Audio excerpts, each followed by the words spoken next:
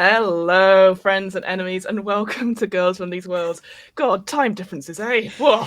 Anyway, thank you so much for joining us for this, our seventh and I believe penultimate episode of Alien RPG. My name is Fiona. I use she, her pronouns, and I have the incredible honor and privilege of being this series game mother for this campaign and for this incredible cast of folks.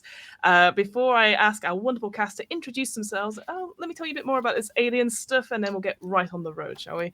So, the Alien RPG is published by Free League, which is also known for some other amazing RPGs like Tales from the Loop, Vassan. I hear they're doing like a very small thing called Walking Dead that completely smashed all its goals like within 12 hours. Like, all right, no biggie, I guess. But I'm a massive fan of these games, and I'm a massive fan of sci-fi and horror, and so all this combined equals the Alien RPG. As always, if you enjoy this game and want to try out Alien for yourselves, thinking that I could survive longer than the crew of the Montero, have a go. Go on. I dare you. There's a link in the chat below for you to purchase the game. And as always, thank you so much to Free League for sponsoring this stream. Now, with all that in mind, and I've said this 6 times, but hey, why don't I do it for a nice lucky 7? The world of Alien is incredibly bleak. Ooh, I can hear myself. Hello, the void. It's incredibly bleak and a dark place with a lot of focus on mature dark themes, horror, and violence. Now, with all the campaigns we run here at Girls Run These Worlds, the cast and I have had our session 0, and we've gone over our lines and veils, and we regularly check in. And we also have safety tools in effect. However, I want to give the players, well, obviously the players, but also the viewers out there who are watching this game, I want to give you full permission to keep yourself safe and take a break from watching our story should you need it. As I always say, you are more important than the roles on the table. Finally, this scenario that we've been using for the last 6 episodes, and why not use it for this episode as well, is the Chariot of the Gods, the first cinematic scenario written by Andrew E.C. Gasker in the 26 Draconis arc, and it is this scenario that comes in the Alien starter set. I would ask those folks who have played through this scenario and might have even finished it before this team here, just leave out spoilers, don't do anything in the chat don't do anything silly, because otherwise I can't guarantee your safety, but you do have my sympathies. Now, with all that out of the way, I'm going to ask the cast to introduce themselves clockwise from my direction. I would like them to give their names, pronouns, what character they're playing. There might be some new ones. Yeah, I'll leave it up to them to decide if they want to introduce them right now or a previous character. But of course, the icebreaker that I always like to do before each session. The icebreaker this week is if they were to make a scientific discovery that they would wish to be remembered for, what would that discovery be? So I'm going to hand it over to our wonderful pilot, Darcy? No. Wow, more of it. Davis, who is played by Arnica. Take it away, Arnica. Hello, everyone. Hi, I'm Arnica. I'm playing Leah Davis. Both of us have she, her pronouns. I'm sitting here in a dark room with some sunglasses because I'm still waiting for my replacement glasses to come in. So hopefully I can see your faces. Hopefully I won't get tricked by the androids because I can't see the expressions you're making. No, I'm fine. I can see this. I've got the shit lit. It's great. Okay, scientific discovery, huh? Good one. Okay, so here's the thing. I want to go ahead and give people cellular destability like a ditto. That's what I want to invent. I want people to just be able to be like, I need a tail today, girl. I cannot leave the house without a tail. If you guys knew how often I wanted a squirrel tail, you would understand. Like, I just feel like it would really, I feel like everyone would understand exactly what they're getting into if they saw me walking down the street, just a big old squirrel tail. They'd be like, oh no, not all this coming at me. So that's what I want to be. That's what I want to invent. All right, Arnica, I'll consider my funding if that goes through to you, but we'll see. Next up, please. Hi, I'm Reina. My pronouns are she, they. I am playing Ava, the synthetic, whose pronouns are she, her. I it's funny you said that, Arnica, because you've got the kind of like more out there interpretation. I'd really love to be connected somehow to the ability to flex one's body presentation, just like fluidly. I know there are plenty of people out there who are either trans, non-binary, gender non-conforming, anywhere along or outside of the binary, who sometimes are like, this, I don't mind having a beard, but like, what if I just pulled it off and put it on a shelf, and then like put it back on in a week, you know? Or like, what if I wanted a different frame, a different facial structure, whatever it is. Not even just like changing it on the fly, but making it so much easier to be able to adjust your body to who you actually are. You know, the artist it's the most perfect expression of the self, right? Being gender nonconforming is like some of the most cyberpunk stuff that you can do. I think, like, just modifying yourself to become who you are, which is like really incredible. And I'd love to be able to be somehow connected to making that happen for more people. Fantastic answer. Thank you, Raina. I don't see how that's any different from Annika's answer, to be fair. But there you go. I think now they both have the funding, Darcy. Right. They're not mutually Collaborate. exclusive, right? Exactly. This is how you get a Wayland Yutani situation. You get two people going, I want the same thing. But one of us nothing is will go weird. wrong. Nothing will go wrong.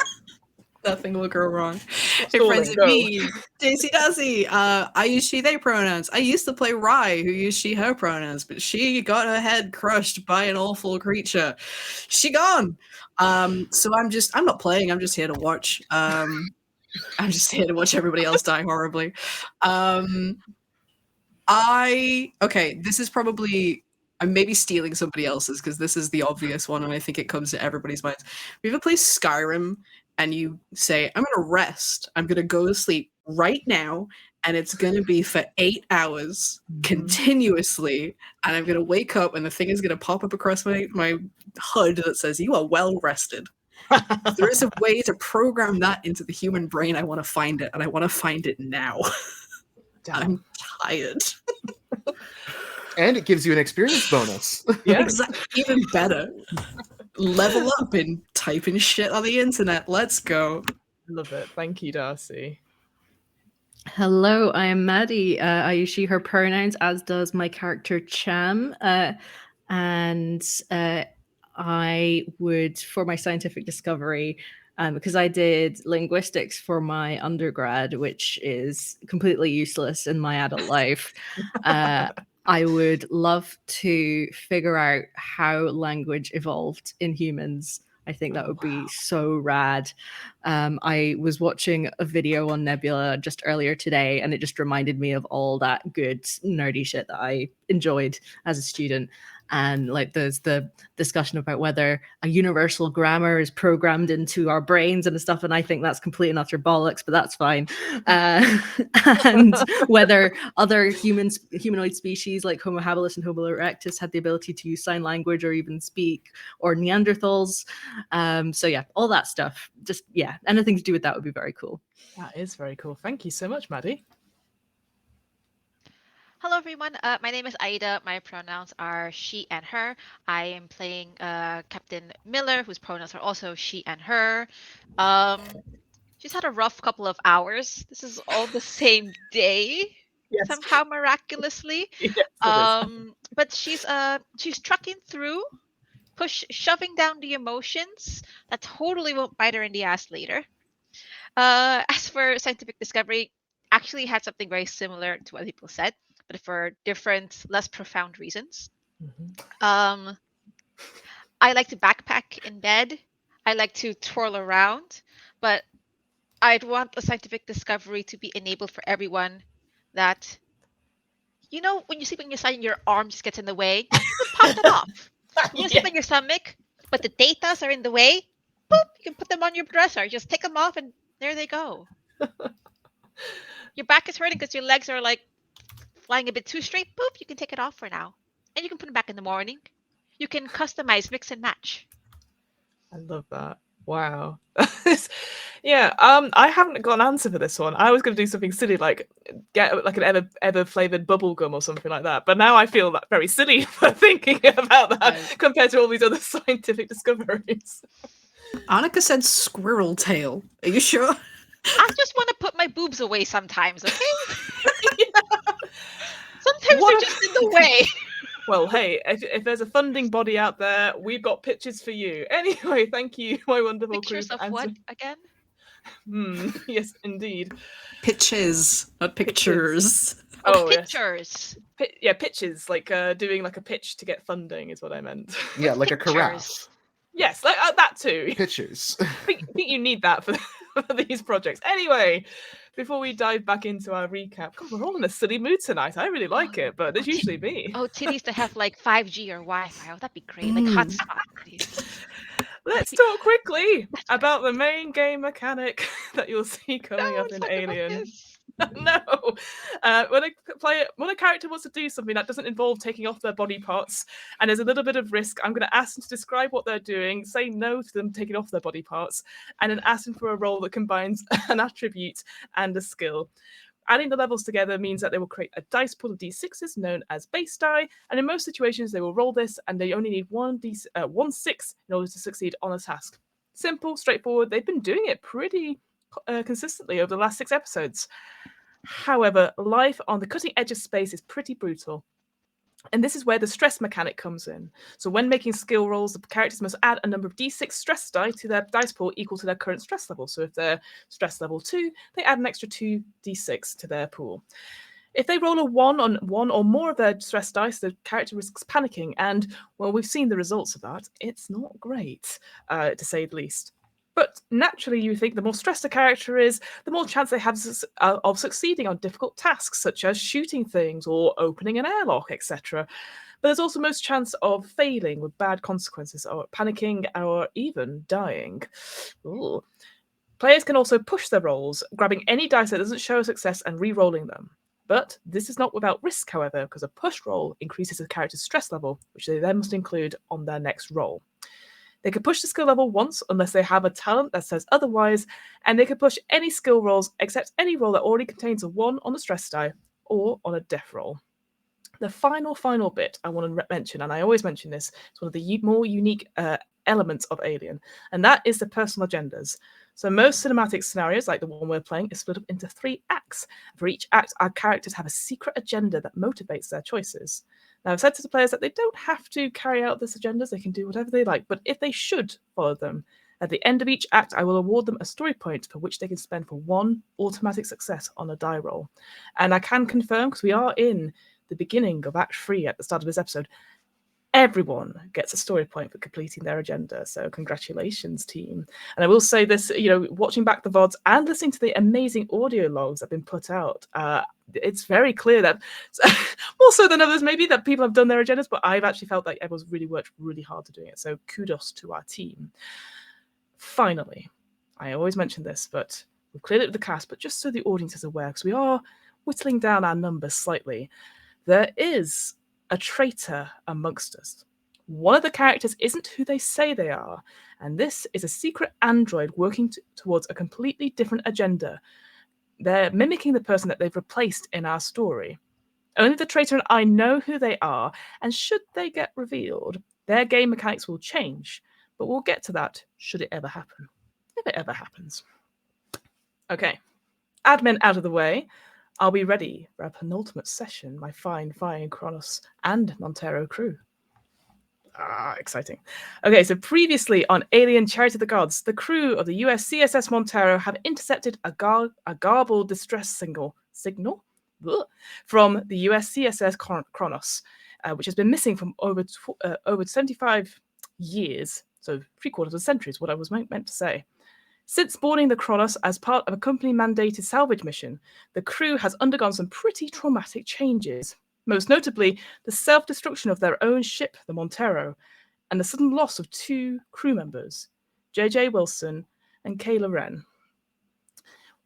It has been revealed that during a scientific mission to the planetoid LV-1113, the Kronos science team have inadvertently brought back some aggressive infection, distributed by airborne dust motes produced by mold-like eggsats which have been spreading throughout the ship. Anyone infected by these motes eventually gives birth to strange, aggressive life forms which start to hunt down and kill off other members of the crew.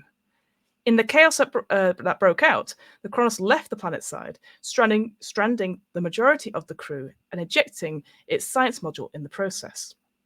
The captain and the ship's android, Ava, took responsibility for piloting the Kronos to safety, whilst the other crew members were forced back into their sealed cryo chambers for their own protection.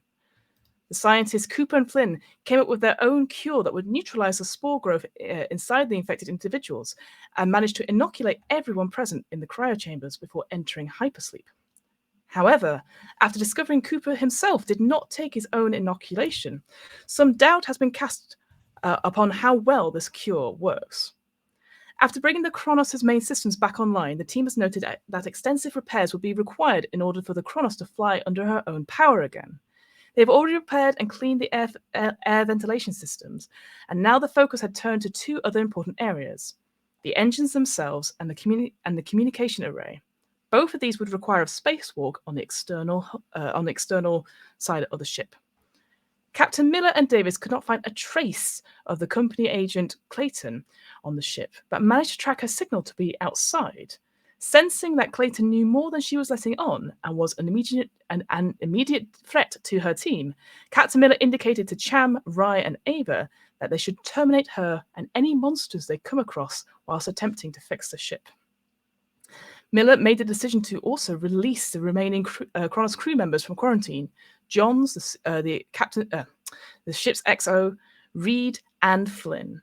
Safety in numbers, but also more hands to help out with the increasingly dire situation. Then, after much thought and noticing no serious symptoms occurring in the Kronos' crew, Miller took the manufactured vaccine to prevent being infected by the motes. I note here that the only other member who's been exposed to the airborne infection and took the vaccine was Cham, who so far has only experienced a small side effect of a rash. Our mechanic/android team ventured out in an attempt to fix the communication array. Whilst successful in the repair, their success was a hollow one, as Clayton, whose own infection had overcome their senses and turned them into an abomination, ambushed them, killing Rye in the process.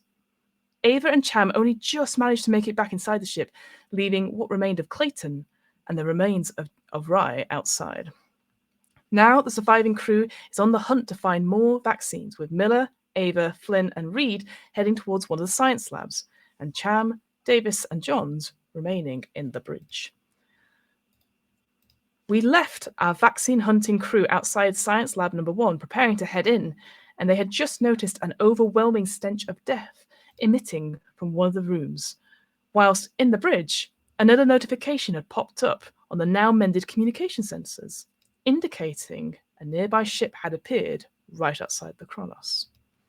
And that is where we come back to, our wonderful friends. Darcy, why don't you describe what is happening in the Sotillo, the ship that is currently outside the Kronos? It's been a little dull. We've been keeping an eye on what's been going on. It was the highlight of the lovely fireworks show that happened when the other ship exploded. That was pretty fun. We managed to stay out of the way and avoid any damage. And then all went quiet. Until suddenly a comm array pinged on our sensors, and we realized that we would be able to communicate with this derelict ship if we so wanted. Absolutely. So if we go into the Sotillo itself, it is definitely more, let's say, patchy, a little bit more wear and tear than the Montero or the Kronos. Well loved. Well loved. That's a great way of doing it. Yeah, I mean, please describe it for me. Like it is your ship after all. Indeed, it is in fact my ship. I stole it, I believe. I don't think I came by this fairly. I think I stole it, and so the first thing that I had to do was patch it up, cover up some, file the serial numbers off, change the paint job, add as many modules as I possibly could to soup it up, because it was a bucket of bolts, and disguise its appearance from anybody who may be missing a ship all of a sudden and looking to track one down. It's pretty sparse, it's pretty industrial, but it gets us by. I'm very fond of it. Yeah, definitely. I can imagine that you filed off various serial numbers quickly with the help of your mechanic Horton at this point. Yeah, so where does the scene begin for us? Like, where do we open on the Sotillo Bridge? What do we see? I believe there? the bridge. I believe that's where I would be lounging, and the camera would see On the bridge, I believe you would only see two. No, you would probably see three people. At the pilot's station, you would see a woman, probably half asleep, really bored, not needing to do anything for a long time. And you would probably follow the camera in as another woman, a taller, stocky, well-built, muscular woman, brings a cup of coffee down up from the mess, walks in the room and heads towards the like the view screen where there is a similarly tall, leaner but still well-muscled man lounging with both feet up on the actual control deck, who's just mulling over what's happening. And as she approaches and places down this cup of coffee, I think that's the point where a little green sensor just appears in front of the two of them. And the captain says, they're back online. Yes, Pin, whose picture I'm going to hold up for you now, the one who's bringing the coffee, she sort of goes, "Oh, finally, great," and gives you your fully caffeinated tea. Process. What's the plan then? Are we just going to wait around, or are we going to keep contact, Captain? No, I think we've done enough waiting around. Now we know they're not dead. I think we can at least say hello. Be polite, yeah? Sure. The pilots, the other lady you have on the ship, BN, whose image I am holding up for you just now, sort of like stretches a little bit. It's like, thank fucking Christ. All right. Do you want a message from here? We can always just go in fast and loose. And she points to some of the schematics which have been brought up because you managed to access them. She says, we can just go straight to the airlock, give them a bit of we could just early housewarming, perhaps. No, we're not going to play fast and loose. We're going to be polite. We're going to say hello. And then we're going to let ourselves in. All right. I just been waiting for fucking hours. I'm getting itchy, Captain. Then you can wait a few minutes more. Manners costs nothing. Yes. What was it that you said once? Kindness is a free action. Doesn't sound like something I would say. No, I swear, no. I thought I read it on some sort of script. Anyway, I'll go see what Haunted is up to. And she gets up and heads down to the back to go see where your mechanic has got up to. But leaving you and Pin on the bridge. So, what would you like to do, Captain? Drink deeply of my coffee. Savor the aroma. It tastes really good. Yeah. No decaf on this ship. It's weird. No expense spared. Your replicator has really done a number on these beans. You can really taste the roastedness of them. Really taste the coffee rather than the water. That's my favorite thing about it. We're having way too much fun about this. Anyway. Fuck you guys, I died. I at least get to enjoy a coffee. You drink deep. The coffee is good. It's a damn cup of coffee. A damn fine cup of coffee. And I think I'll just look at my my number two, say, let's get this party started, eh? All right. And she goes to one of the stations and starts bringing up communications. We'll then flip to the bridge, if that's okay. And I will also do that. That is the wrong screen, Fiona. I was too busy talking about coffee. So we'll go to the bridge on deck B. Let's talk to Davis, because I appreciate you were not here last week, Davis. One thing I'd say, during this time, your stress level would have decreased quite significantly, so you would have dropped down 3 levels. But it does, because maybe you're shouting at Johns at this point. So yes, I will give the scene over to you if that's all right, because just to give you a spotlight. So what would you be doing in the bridge with Cham and Johns. You've been told to sort of stake out here whilst your captain has gone to the science lab. Yes, I'd like to know what Davis is up to, if that's okay. Okay. So Cham and this fucking God, I can't believe this.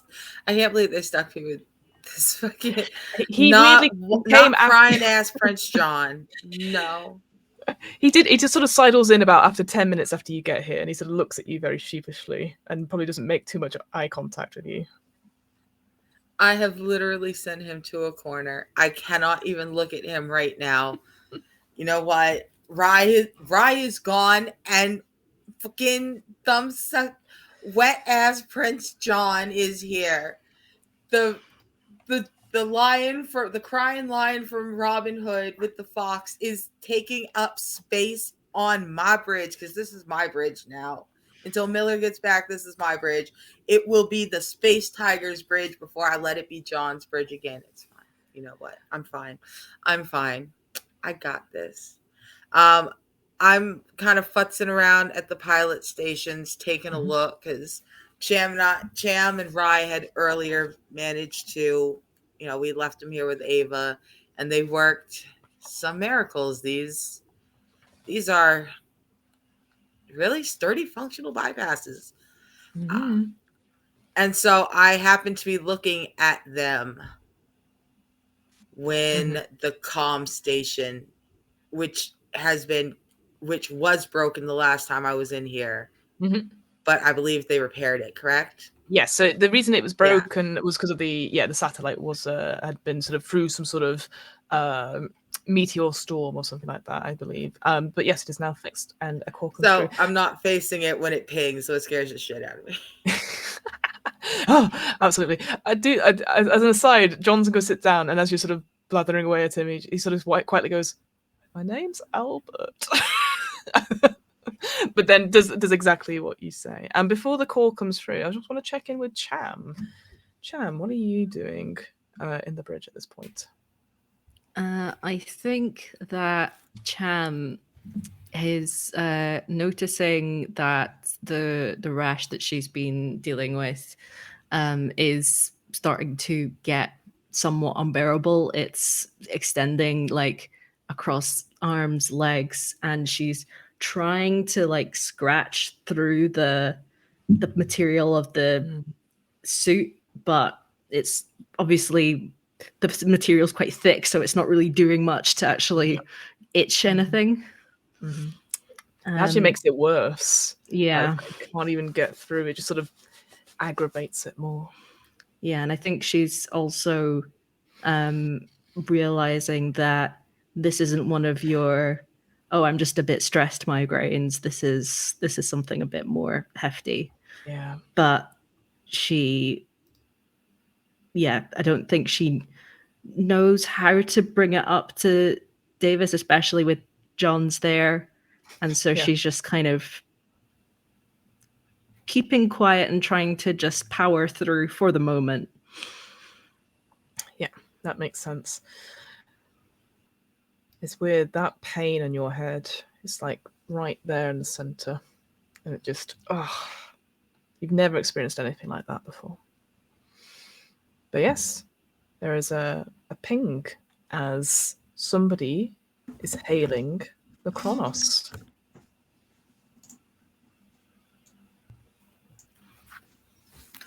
Okay.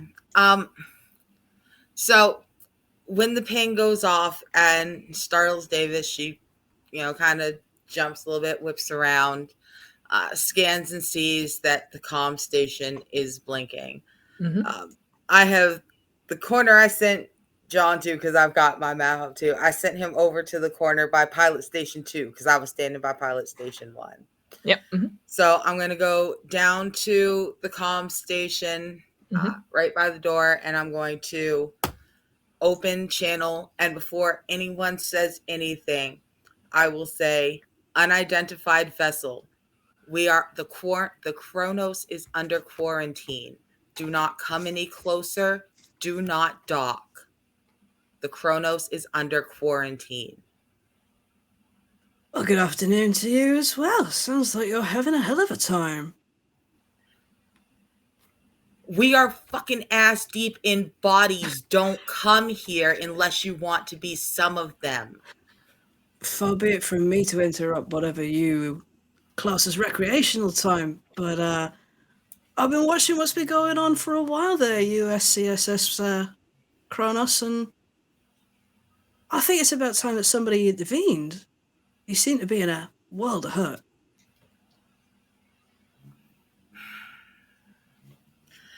Dave's kind of, she scrubs her hands through her hair because, cool. Fucking scrappers, pirates. You know what? Fine. I'm going to slam my hand back on the button one more time and go, now listen here, you little fucking junk pirates. I don't think you understand. There is a life form on this vessel. If you enter, you will not be allowed to leave again. This vessel is under quarantine. And you've got it all under control, have you? You've got this life form under control? Your quarantine No, that's is the fucking working? reason why you're not supposed to come on my goddamn... You know what? We can leave. I don't mind. I can just take my nice safe ship and I can just piss off. Is that what you would like?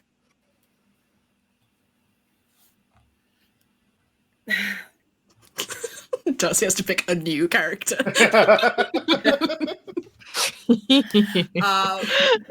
So is this message being broadcast only to the comm station, or is it going through? Can Miller hear? Who all can hear what I'm hearing? Only to the comm station here. It is, I'd say it's up to the person at the bridge to make it, only you will be able to respond, but you can make it broadcast throughout the whole ship. So currently only yourself, Cham, and Wet Prince John can hear what's going on. Okay. And I will say John is like wide-eyed looking at that going, oh my god, but doesn't interrupt your conversation. I think Cham is going to whisper over a direct comms to Davis so that the speakers in the comm station can't pick it up, and say, if they're here to help, maybe we should let them.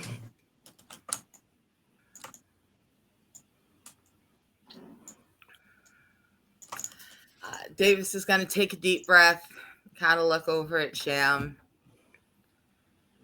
and look at John, look at the comms and sigh, just kind of push the button one last time and go, all right, pirates, come in if you want to. Please. But I did warn you. And then I'm going to take my hand off the button. I'm going to look at Cham and go, you really don't look too well. I'm really sorry, Cham. And I'm going to back out the door, and I'm going to shut the door, and I'm going to sacrifice my spear gun to lock Cham and John in the bridge together. I love that so much. Well, all right, I would need you, pilots. I need you to make me some sort of roll. I was not ready for that. I was in the moment. Oh my. Okay, can you make for me let's go for a strength heavy machinery roll to see if you can wedge your spear gun. All right.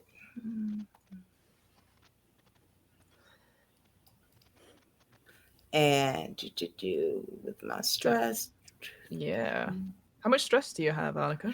I've still got 6 stress. Oh.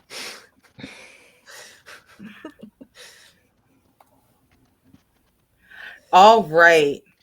That worked out really, really well for me. I have no failures. Nice. And I have 2 6s and like 3 5s. Whoa, very good. So 2 successes. So yeah, you jam it in. It seems quite secure. It will take a monstrous strength to get out at this point. Cham, what do? You see this? I'm sorry. Davis, what are you doing? Are you trying to keep it safe? I just wanna help. And so the line is open, and I've got my hand on the thing. I can see in, I can see Cham, and I'm like, it was worth a shot. If there was any chance that you guys would be okay, it was worth a shot giving you the vaccine, but it just seems to make it worse. I can't let you run free, Cham. What? Not with what's gonna. And then I think a sense of realization kind of comes over Cham and remembers that she heard about the scientist having the pain in his head. Mm-hmm. And she just kind of slumps on the ground. And I think having been so soon after losing Rai, who was the person she was closest to, I think she just starts to sob, and I'm sure that Johns is very uncomfortable. Yeah, he has not moved. He's like, oh no, I'm trapped. And also there's somebody that's crying. And I am a man. I don't show emotions. And is just sort of in the corner currently, like staring at the door, and is just wide-eyed at this point. And Kronos? Are you still there? I think Cham's gonna stand up and like aggressively wipe the tears from her eyes and press the comms and say, right, okay, I've been infected with a horrible parasite that's gonna make me kill my friends. So that's just something you need to know if you're gonna be coming on here, good buddy. Does that apply to everybody, or is that just your fair self? Well, I mean, we met someone who that had already happened to, but she's gone. So as far as I know, it's just me at the moment. And you're the one under quarantine? Well, there's all sorts of gross spores everywhere that could infect anyone at any time if they run out of air and have to take off their suit. So Right. Yeah. EDA suits required then. All right. Okay. Thanks for the tip. Listen, we're coming aboard to see what we can see. You're tight. so calm. How are you so fucking calm? This is not my first rodeo, love. Don't worry. Okay. Yeah, I'm just gonna see how long I can hold on to the last shred of my personhood. Bye. Listen, this might sound crass, but have you got a weapon? I reach around and I think I've still got a bolt gun. I go, yeah. Yeah, hang on to that. Keep it close, yeah? Okay. See you soon, Kronos. Beep. Time will tell if Darcy is playing Hudson or Hicks. Cham. Me and my team of ultimate badasses will protect you. Cham, you hear a noise, and as you look up, you see the leg of John scarpering into one of the air ducts as he's made it through, but made a noise on his way out. Don't blame you, buddy. Don't blame you. And I'm just gonna hole up in a corner and just concentrate as hard as I can on remembering my name. Yeah. Remembering your name, remembering the names of your crew member, maybe doing like an Arya Stark essentially, but not of one of killing. Of a list of remembering. Before we jump over to the science lab team, Davis, where are you going? What's your plan? Well, so here's the problem. Mm-hmm. The problem is Miller has now taken this too. About 3-4 Yes. hours behind Sham. Mm-hmm. But look, I know I had orders, but they were kind of flexible orders. If I could have gotten them out, I would have. I really would have. If I could have saved Montero, I would have. If I could have saved its crew, I would have. But I need to go get Miller. Mm-hmm. She's got to be quarantined. Fair enough. These Right. things have to be stopped. They do indeed. All right, we head down to Science Lab number 1 with our away team, as I'll call you. We've got Captain Miller, we have Reed, Sergeant Reed, as the scientist Flynn, and Ava. And as I described last session, you are sort of outside the door of Science Lab 1, so that's the sort of lower one there. And all of you, and as I said before, Ava, Master, you might not be able to smell per se. You can definitely sense it. You definitely get readings of it, of just overwhelming death and decay coming from the lab. And they look, both Reed and Flynn look to Captain Miller. What would you like to do?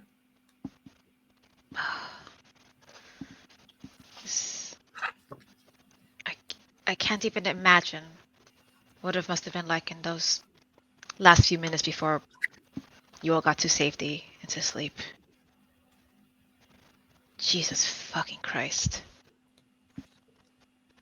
All right. Let's do a clean sweep. A clean sweep. There's nothing here, and I kind of gesture to Reed, to like do a check to see if anyone's around.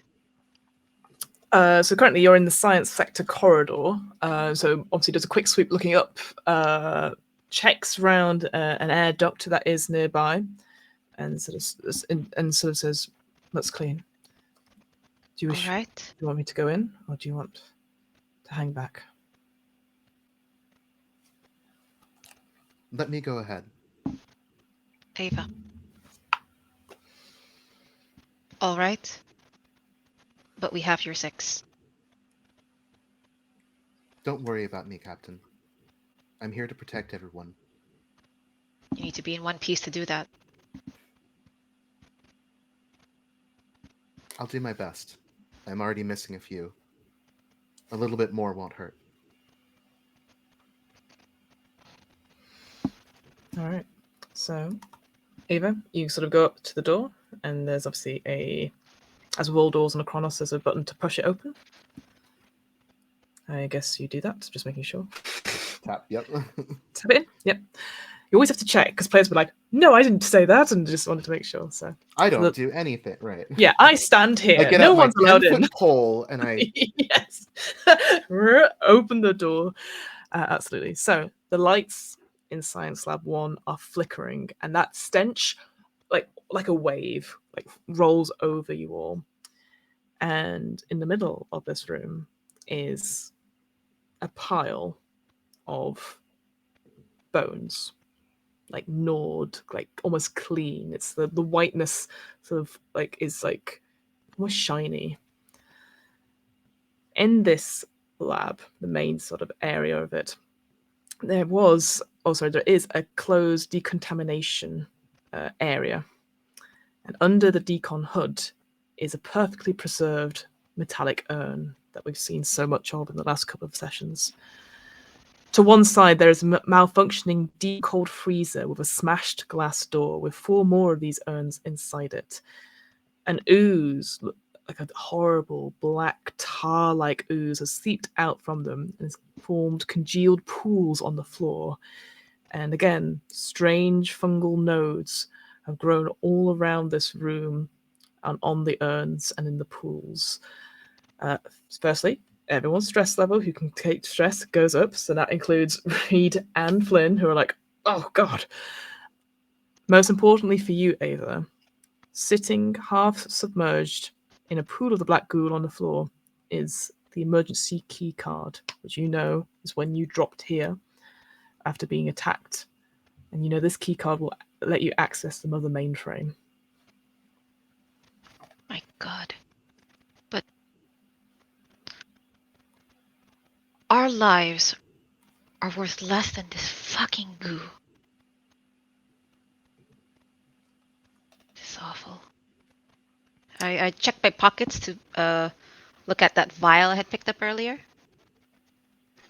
Now, it's not there. Because if you remember Mhm. last time, you dropped something in your panic. Shit. You don't know where it is currently. Fuck. You mentioned that there were fungal growths, like the plant growths that were in the room with the EP suits? Yeah, this is almost like we've all been there when we try to leave with our deposits intact for various flat rentals, and you find horrible black mold. It's very much like that, but on every single like corner of the room where it's clearly leaked out of this sort of smashed deep cold freezer, and it's sort of congealed and then spread from that area. I don't know if anyone else plays Destiny, but I've been imagining it as like the egregore, but like Yes. not quite as fully developed. Yeah, exactly. Oh, Yeah. I love that. Horrible. Okay. I don't know what happens if we come into contact with this goo, Ava. But those urns, those metal things, some of them earlier in the ship in the cargo bay had vials inside them. If you're able, see if you can grab one of those. We might need it for leverage or something, I don't know. The rest of it, I get my flamethrower in the front. It's gonna put us in more danger than it's worth. I can carry it if you want. I just worry about the potential vector of infection.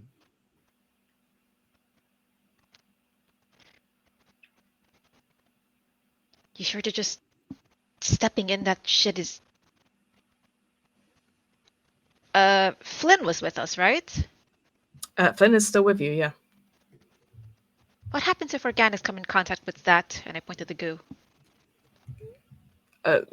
What goes into contact with the goo, With- sorry? If you know, an organic life form tissue. I don't know. I was... I I'm didn't have kind high of enough relieved clearance. you don't know, to be honest. I just... Yeah. Make for me, Captain Miller. Sorry, I should know these skills by now, but I don't. It's weird. I think I would know. It's going to be an empathy test. It's going to be an empathy test. I Is he think. lying? Am I checking manipulation? Yes, empathy manipulation, please. That's the word.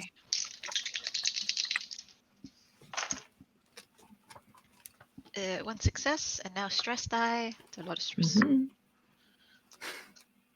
Disgusting.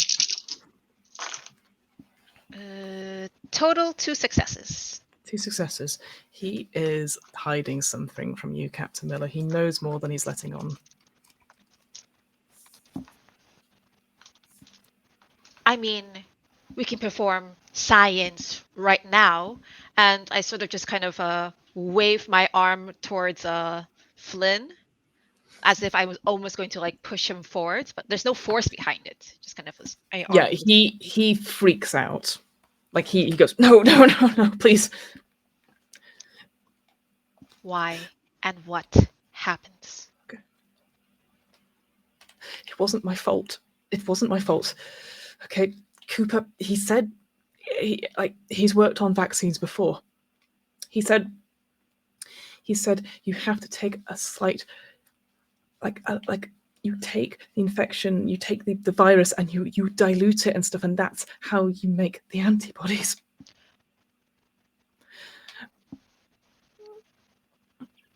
We knew there's a chance it couldn't work. But it was better than what happens if we saw.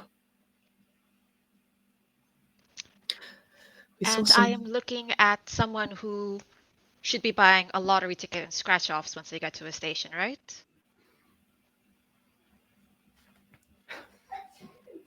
Look, Clayton promised me I could get out of here. Okay, I just had to take a few more extra of those urns and put them in storage, and I'd get everything paid for. Hell, just off. Would never have to work again. No, all you had to do was watch your fellow crew members' heads explode and birth some godforsaken alien that is going to kill the rest of us. No, that's not what happens. That's not Sure, what happens. every cent is going to be It's worth something it worse. when you're sipping pina coladas in whatever wonderful station you're going to enter. Look, my intentions were pure, Captain. Okay, like we wanted to stop whatever this thing was from growing, but the inoculations does something else. It changes your whole chemistry. These creatures, they're like the big heads, and we took some of what is inside those urns and put it into our inoculations. We knew there was a risk. And I thought me and Cooper were in this together. I thought I wasn't going to wake up. And here I am. The nightmare's still real. Clayton promised I could get out of here if I just played along. I knew she was sick. She was the first in line to get the inoculation. Practically demanded I give it to her. Wait, what was the wait time before you took the inoculations and then went to sleep? Well, we all took it. Like maybe half an hour or so, but I don't know. It has. There's this. Fuck. I don't know. The calculations, there's a 60% chance of it working. So, all of you are ticking time bombs, potentially. And Cham. And myself. Fuck. It was for nothing. No, it helps. It does. Dying was for nothing. We don't know that, Captain. Us putting everything we had into the Montero just to get diverted to come here was for nothing. Cham is going to die for nothing? No. As I said, 60% chance it works. I'm sure I can figure something out. I just need some time. Oh God. What? What hurts? Tell me right now. And I nod my head towards Captain? Reed. Reed is sort of stiffening with, like, is looking to you, Captain, at this point, and what to do. I put my gaze towards Reed's firearm, and I put my gaze back onto Flynn. Flynn, what hurts? My head.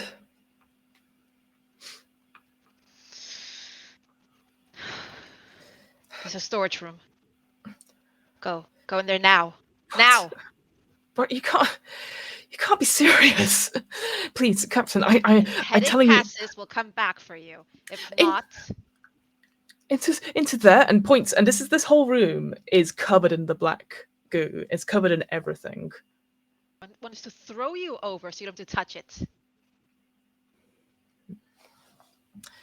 Captain, do you have a command or something? Is that a talent you have? I do. It's gonna cost me a stress, but you know what? Let's go for that. I just think it'd be nice. So Make yes, it happen, explain. I'm Captain. gonna pull a rank. Yes, and I'm gonna explain what your talent is, if that's okay.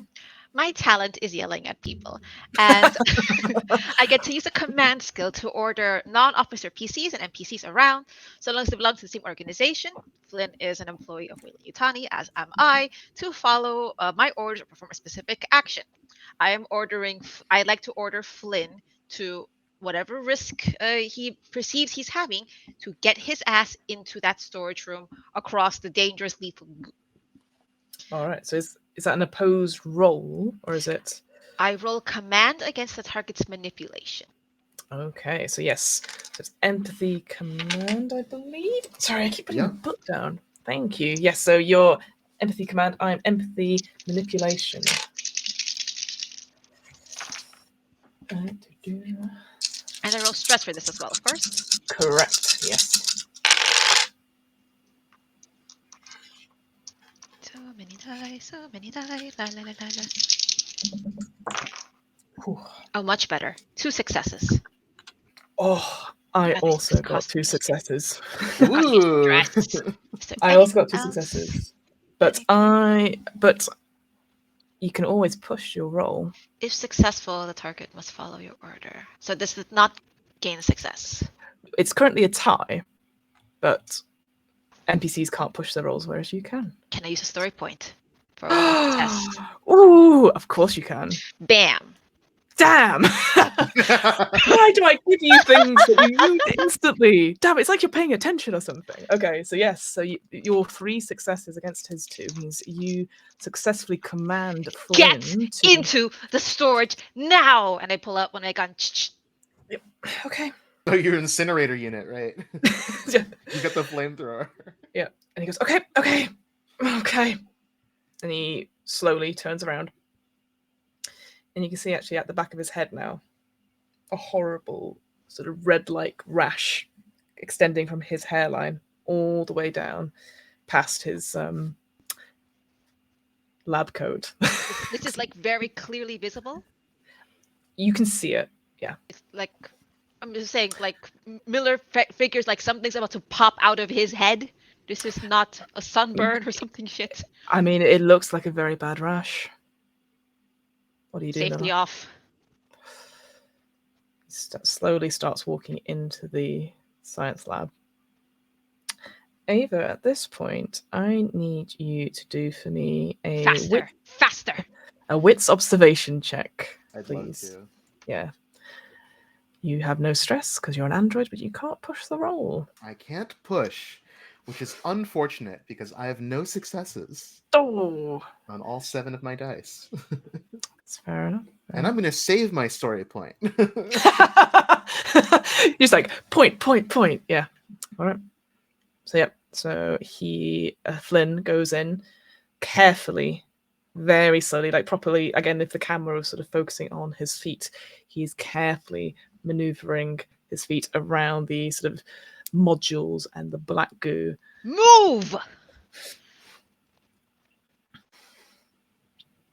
And so he goes and slowly stands in this cold storage, surrounded by this horrible mold-like entity. You're making a mistake. No, please, you can't leave me here. We will come back for you if your headache subsides. Ava, close that door. You can't leave me Lock here. it behind you. Can't leave me here. Ava, please. You have a Captain. firearm. If you don't feel like yourself anymore, use it. If you're angry at me afterwards, when your headache is resolved, you get a free shot. You know, somewhere that'll heal is ideal, and I won't blame you for it. I could help you. I could do anything. I can make it work. I can do anything. You just can't. Great. Let your headache pass then.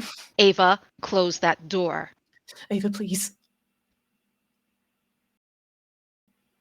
She's kind of looking back and forth, right? And like, yeah, in the not shown on screen, but like her brain has calculated like 10,000 different outcomes already in the course of this interaction.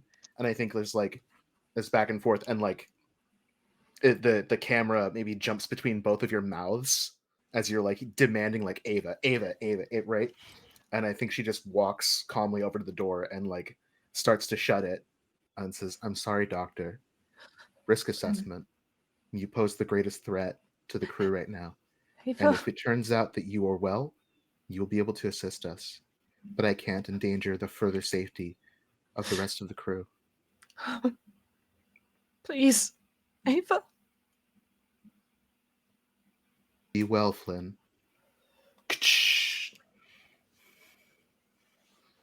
The door shuts.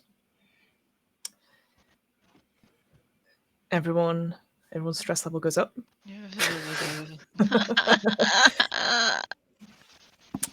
Includes Reed. At this point, I would say, Davis, you can enter the scene should you wish to. You would definitely have heard shouting on your way here. So I am. Everyone else, is Miller still in Science Lab 2, or is everyone in Science Lab 1 and Flynn is in storage? Yes, so everyone is currently, I would say, in that science corridor, the science sector corridor. The action's been happening in Science Lab 1. So if you were coming down that sort of corridor, again, I'm just making sure that you know when to come in, essentially. You would have been hearing them, and you can see them there at the edge of this corridor towards the east side, essentially, and you're sort of here coming down on the west side. Okay. They have So not heard you or seen you yet, but you are aware of what is happening. okay, so I am going to approach the door at Science Lab 2. The one So they're going to be there as well, so they will see you. Yeah. Okay. So I'm going to stand right there on this side of the door. Mhm. And I'm going to be like, how you feeling, Miller? Miller is just like still like shouting, glaring at the door with the flamethrower cocked and like very tense, like, I'm having a picnic here, Davis. How are you doing? No. What do you Miller, mean? how are you feeling? Feeling angry, upset, fucking concerned because Flynn has a headache. I put down the flamethrower for a second, and I touch the back of my head. I turn around and I show Davis, like, Flynn is complaining of a headache. I saw this rash on the back of his head, and I point to where I saw it on the back of Flynn's head. Sure. Yes. Davis, can you make for me an empathy medical aid check, please? I'm helping because I'm like parting all my hair, and I'm like, there.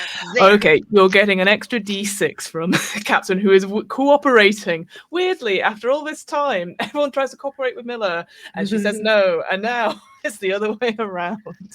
All right. So if the is 4, medical is none, bonus because I got a friend.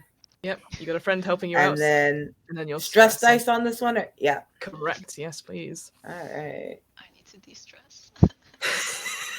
So that's 11. 11 dice, yeah. All right. Please stop doing this to me. You're so embarrassing. There we go. Okay. So the good news is I have 2 successes. Mm-hmm. The bad news is I do have 2 ones. On the stress die? On the stress die. All right, let's do a panic roll for me, please. So roll a d6 and add your panic level, which I believe is 6 just now. Only 6. Are you laughing so hard at me? It's a stress laugh. I love your stressed Android laugh. Okay. Oh, Ava's deadpan right now. You're killing me. All right, my panic is a 7. 7. All right. Davis, you are looking through. You can't see anything.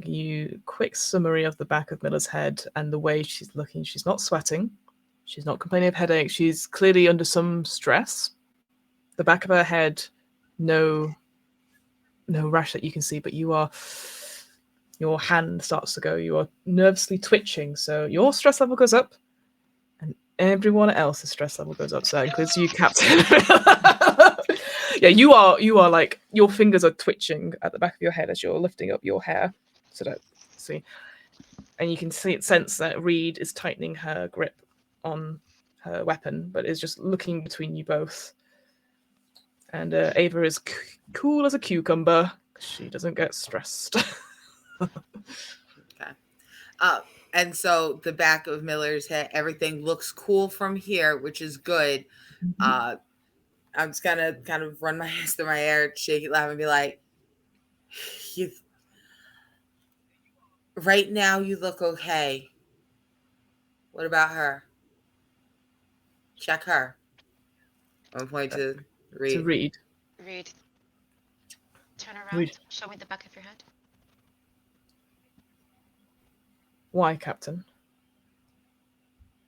I think it's a symptom of what's to come. Captain, if I may, I do not appreciate we have been locked up in our cryo chambers. You are making a big mistake, just letting us out and then treating us like animals. The captain has your best interests at heart. Well, be quiet, android. If there's nothing there, there's nothing to fear. You look at the back of mine? Just offered it to Davis here. I'm the first to know that something's wrong with me. Davis is going to put a bullet in my head, and I'd be grateful to her for it. Why are you deferring to her? What has she got on you, Captain? Just my back. We have each other's backs, but we cannot do that when we actually become the goddamn animals that will tear us apart. You just left our only hope of sorting out any sort of cure, no matter how dangerous it is, in there to die. He won't die if the headache passes. And what if it doesn't? What if he becomes one of those Then things? there's nothing we could have done. And at least we're going to have a clean shot when he becomes this god-awful monster before he tears us apart limb to limb.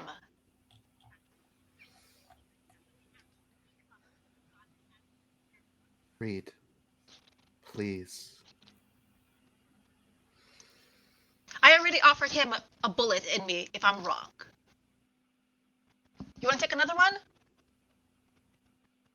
I got 4 extremities. It's gonna fucking hurt.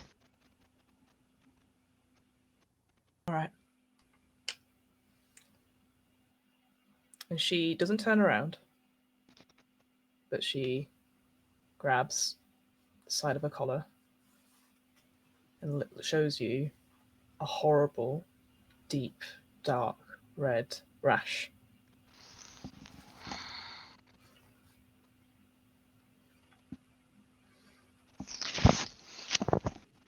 Ava grabs a keycard. The key card is in the science lab one with the door currently shut. Just so you know. Oh, I thought we had put Flynn in the storage room inside Science Lab 1. Sure, but then I see. Okay, that was my intention. I assumed everyone stayed out of the science lab. That's fine. Okay, I will. Yes. Yeah, so this whole time it's just there, a glass window. Yep. It's like he sees all of this. Okay, cool. I'm sorry, having to do some interesting logistics in my map. Because I was like, "Ooh, handy closed-off area. Yes, I'll take that." Perfect. No. That's just me mistaking it. Okay, so yes, he is in the storage area. You are all sort of in Science Lab 1 next to this pile of bones. Perfect. Right, I understand now. So yeah, keycard is within reach, Ava. She's gonna go for it. Like try and as delicately as possible try and retrieve it. It's probably going to be covered in goop. Wow, what? How assertive. Mobility, agility, mobility check for me, please. Oh. Enthusiastic, supportive words for help. Sadly, no. I'm going to say pep talks don't work on synthetics, unfortunately. I don't think. One of those toy claw things. Rah. It's not one of you. Yeah, sadly, not your signature item. Damn. Your girl has been doing Pilates because I had 3 successes. Definitely. You sort of like you take a moment, and it's in your hand. No goop on it. You manage to hold it out enough, and any goop that remained on it sort of slides off. Slows off. Wick it away a little bit. Yep. little Polaroid. It's very much like, yeah, as it flicks off, it's almost like honey, you know, really long, horrible saliva, and eventually.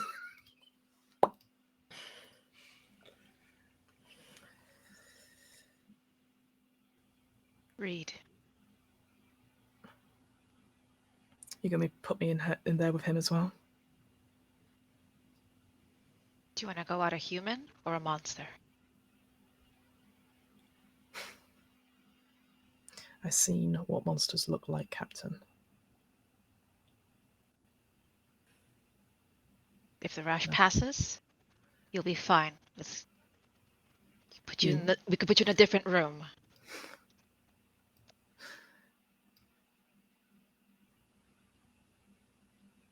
I'm probably going to be fucking joining you two if that's any consolation at this rate. Really, it is not. Sorry.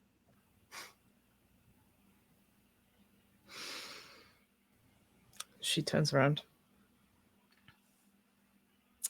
and presses. Actually, no, she turns, puts down her weapon. Shotgun? Yes, that was it. I couldn't remember which one it was, the shotgun. And slides it over to Davis. I nudge it over towards. I don't bend down and pick it up because I've got my axe. I gave up my spear gun to lock Cham up, but I've still got my axe. I've got it with both hands, but I kind of kick the shotgun closer to me. Yeah. You might need it. And just goes into the storage as well with Flynn.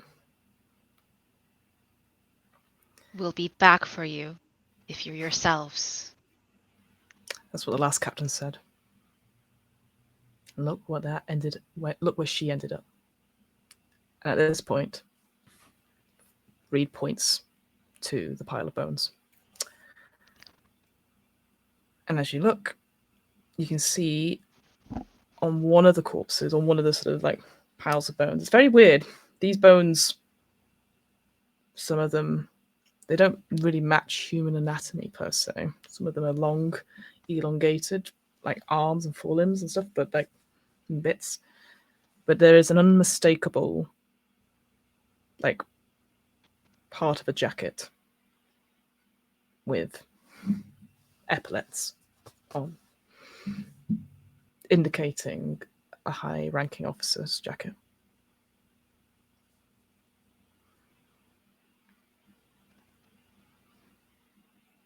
And the door to the cold storage shuts. Mel just kind of nods sadly and mentions for Ava and Davis to start walking back out into the hallway. If we can, also close the science lab door behind us lock. So there should be hopefully 2 doors between Flynn and Reed. Mm-hmm. As you go out into the science sector room, there's no need to roll for it, but you hear a gentle sort of noise, almost as if like a scuttle happening. It's coming from Science Lab 2, unmistakably.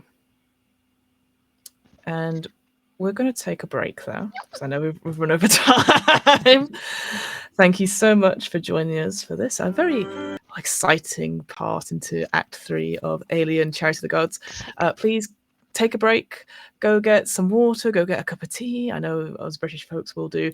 Take your meds, and we'll be back in about 15 minutes or so. And we'll see you. We'll wave awkwardly at the screen until then. Get in the room! Do it now! Go!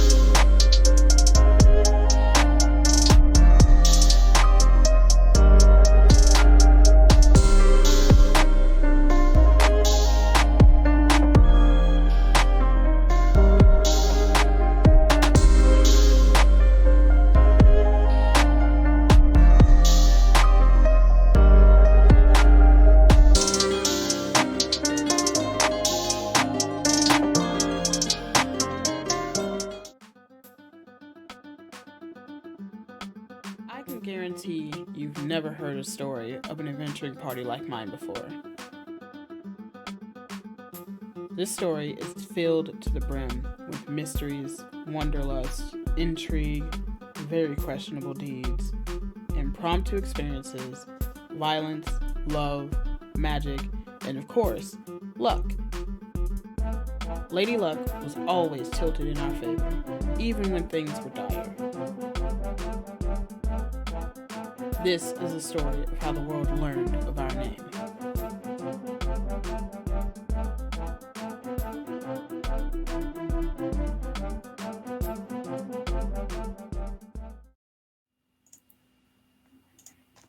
Let's go. Let's go. Hello.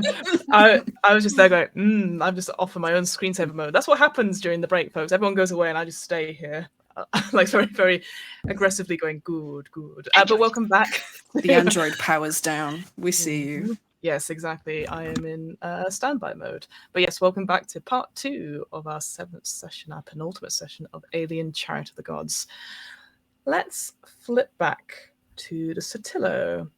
And Captain, I just listened to the pronunciation of his name. I don't know if I'm going to get it right, but we're going to agree on it together. I believe it's Captain Beaujolais is the name, if that's what you would like to refer to. Sure, I thought it was Balaji, but maybe I just can't read. I will go with what you would like to say, because obviously it's your character. I've typed Balaji on the overlay, so that's what we have to go with. Fine. Captain Balaji. Yeah. You've had some interesting messages, and you and Pin have just been sat there. Pin has just been looking at you, and it's like, how rude. They just invite us and then don't. What are your thoughts? They sound conflicted. They sound like they've had a rough time of it. But what a shame. There's got to be something worthwhile on board, so I think we take every precaution and go and investigate. You think... Captain, again, I am with you to the end, as we've already discussed, but... Oh, no. I mean, it would feel rather elaborate to go for all of this to protect some gear. Like, practically, a person we heard was sobbing. Yeah, they were. I don't know. They didn't talk to the captain, that's for sure. Maybe the captain's dead. If shit's going down and they're all in quarantine, maybe they don't have a captain and we can swoop in. Indeed. I can get us... Oh, please. I value your input. Oh, thanks, Captain. I was thinking we can go to the airlock on Deck D and get us attached there and then make our way up. But, Yeah, if there's anything worthwhile there in the cargo hold, we can just load that up swift and sharp. In and out. Yeah, it could just be in and out. We may not even have to talk to any of these people. Easy. So, cut to inside the cargo deck. No.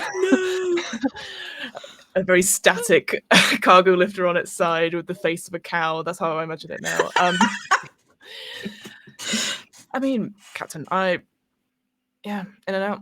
I like it. I like it better when we don't have to talk to people. People make Yeah, it so same. complicated, you know? People are really complicated. But look, that, and I'll like do a little beep boop and pull up the details of like the manifest and the travel log and all this. Mhm. Look, that's a Wayland Yutani ship. You know, I'll have nothing better than fucking over Wayland Yutani. There's anything valuable on there, I want to steal it right out from under their noses. Absolutely fucking corpos. All right. Do you want me to Yeah, let's all suit up. Let's all go. All right. And cool. I'll grab the others. Do you want Horton to come? Yeah, kid needs to stretch his legs. Look out for him though, yeah? Of course. Yeah. First big trip out. Don't want to, get his nose wet a little bit, you know? Just a little bit. All right. So they go. Now, I will remind Captain that you don't have EVA suits, but you do have normal suits. Like, again, just to protect you from the cold and stuff, but you don't have helmets. Yeah. That'll have to do. Yeah. All right. My dogs are going ballistic. I'm trying to mute myself. I'm trying to warn you. I'm trying to warn you, going, don't do it. Don't go in there. Don't go in there. All right. So yes. So the we get back our pilot, Bayan, sorry, who comes and maneuvers the ship, taking all the time in the world, we'll say, throughout this sort of process. And behind the three of you, a shorter looking, stockier, let's say 17-year-old sort of peeks their heads out, proper like acne, ruffled hair, proper smudges and stuff on their dungarees and stuff, and doesn't really say anything, sort of looks around, and then as given the orders that they're coming aboard to, and their eyes sort of light up and looks keen to go.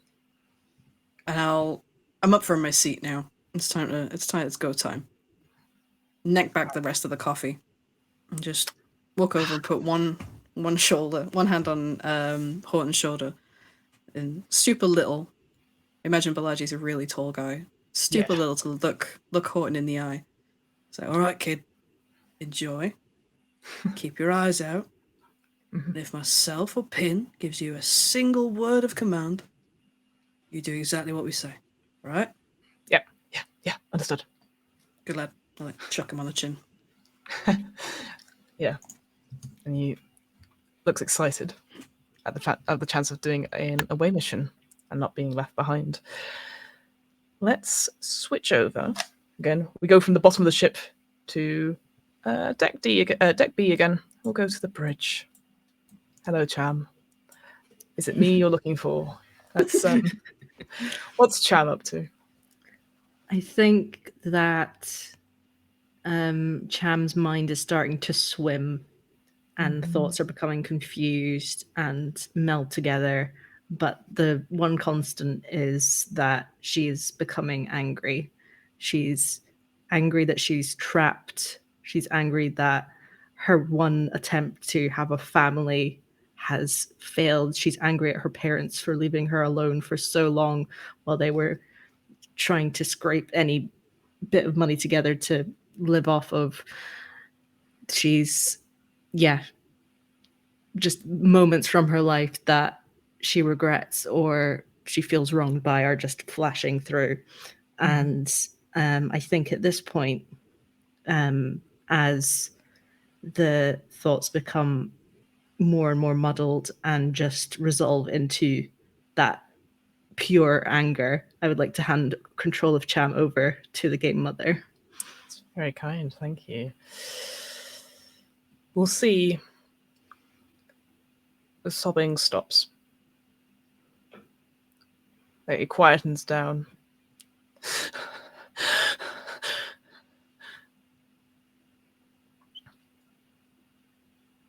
The figure of Cham rises slowly, turns to look at the door.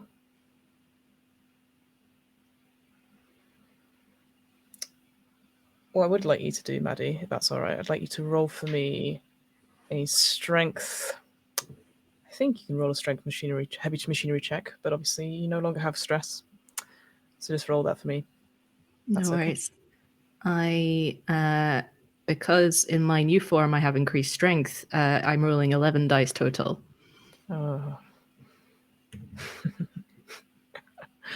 Yep. That is 2 successes.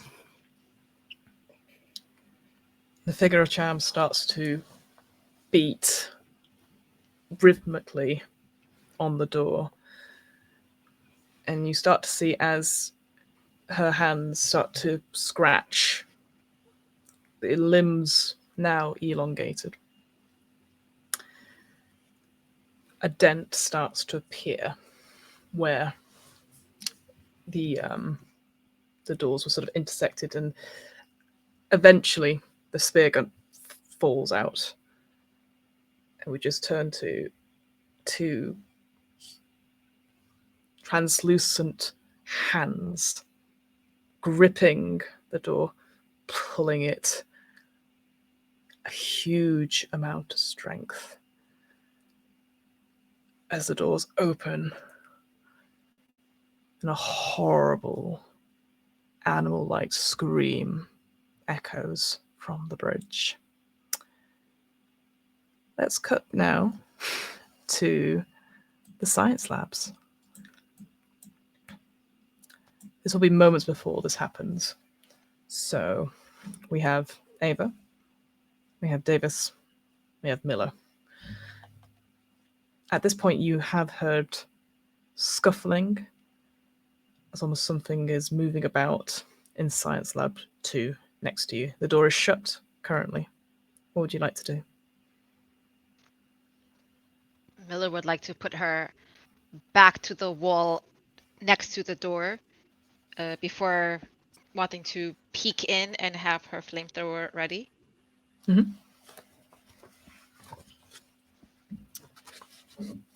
Davis, Ava?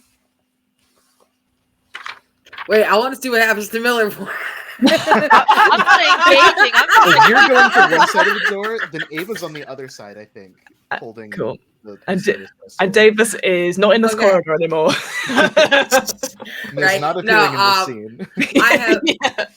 I've given them a little bit of space, so I'm a little bit closer to like junction B2. I'm closer to that door, but I'm watching them, and I've got the axe ready. No, I've traded my axe for the shotgun. That's right, I've got the shotgun. You're going through your inventory just now, like sort of Resident Evil style. Right. You're I like- flicking the scroll right, wheel, I'm just just like, kinda- cycling. Yeah, I'm Drop, in my sell, buy. Do, do, do, do, do. yeah. They look over. I'm doing the NPC dance while I scroll through my menu trying to find where my shotgun is. Fantastic. All right. So with a nod, I'm guessing to Ava, the door, you press, and it opens to Science Lab 2. This is a charred shell of a room. Whatever happened here, the crew ended it quickly with the liberal use of an incinerator or two. There seems to be a burnt out partial remains of a drum of some kind in this room, which I think only Wilson saw the chemicals downstairs. I don't know if anyone else. I think you guys went, but I think you found tools. I don't know if we actually specifically said you found those chemicals. So I'll say you didn't see the chemicals downstairs. But yes, there is a burnt out partial remains of a drum of some kind in this room, and a body buried in the debris. Its arms shriveled up, clutching at its chest. Everyone's stress goes up by 1. The stale air in this room is thick with the smell of burnt rubber, plastic, and flesh.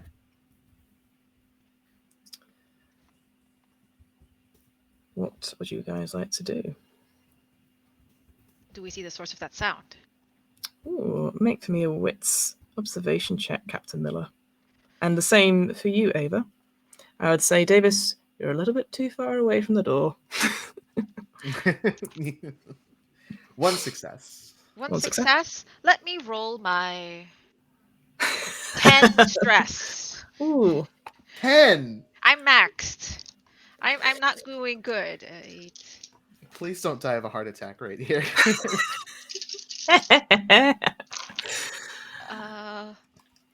Wow. No Sweet. successes, no failures, so I got 1 success overall. Wow. Incredible. We're all there going, whew. All right, 2s. So each of you succeeded. Having a quick look around, Nice. you can't see where the noise is. And as you look up, you see a grate, one of the air ducts. And from that air duct seems to be dripping a little bit of saliva.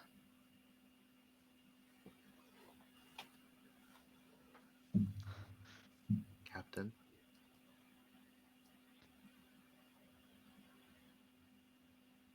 I'm going to stage whisper to Ava. Mhm.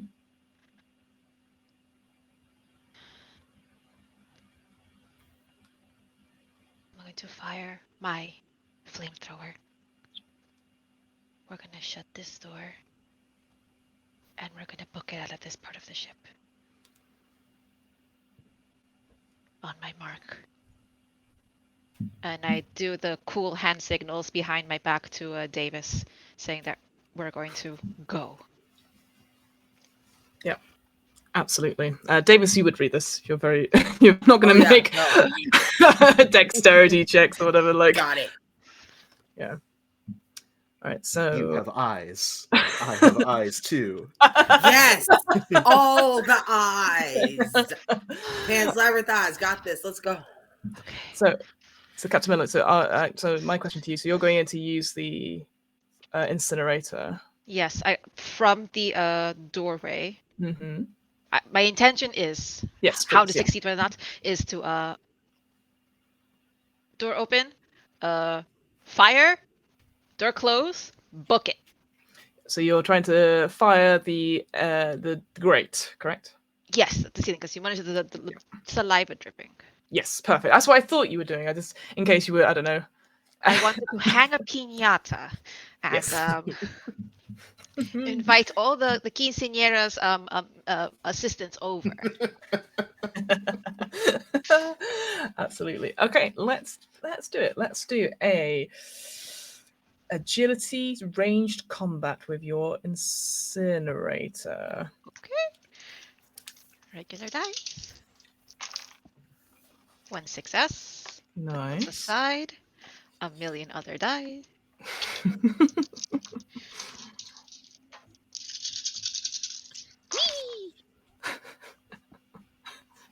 I almost want to pull my camera on. No failures and 1 more success.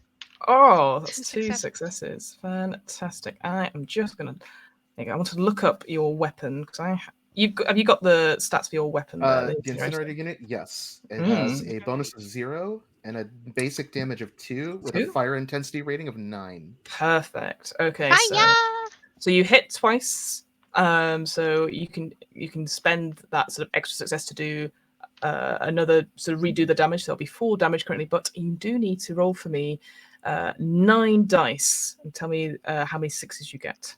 Okay. 9, 4, 8, 9.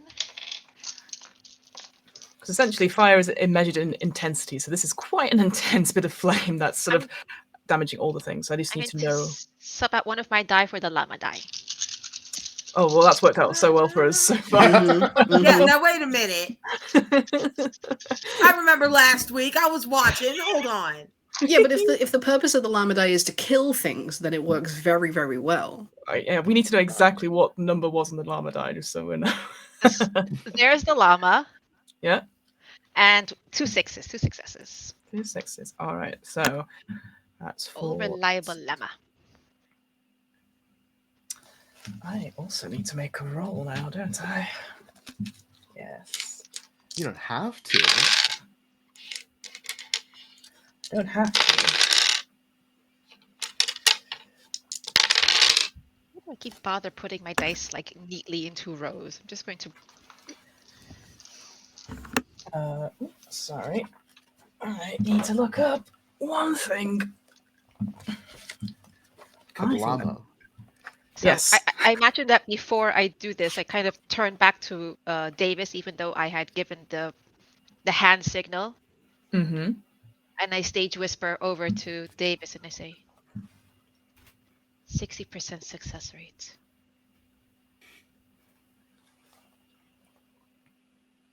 Is that why you're alone without Champ? And I don't wait for an answer and I just turn and. Absolutely. The old So- cooking book. Your damage in total was 6, which is quite high. I'm going to tell you now, these creatures have an armor rating of 4. So I rolled the dice, and it only got 1 success. But the armor rating actually against fire is only 2. So with all that math, there is a horrible, horrible screeching sound echoes around the room. The whole ceiling catches at this point. It's a science lab. It's still dusty. It's not been cleaned in some time. It's been 75 years since any sort of change is coming. The air is now thicker with this smell of burnt plastic and now the smell of burning as something big falls through the ceiling.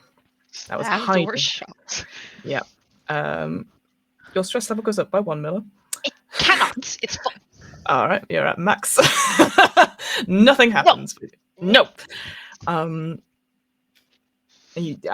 both Ava would have seen it as well. This thing just like literally hit the deck, and Davis would have heard it as well as the door shuts. Yeah, slow-mo falling as its like tendrils are like flailing wildly, and it's doing its like kind of. Yeah, definitely. Yeah, it looks like it was on complete fire.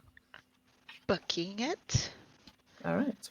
And I think the order would be running westward along the science sector hall would be Davis, Miller, and Ava. Yep. Easy enough. So where are you guys going? Away.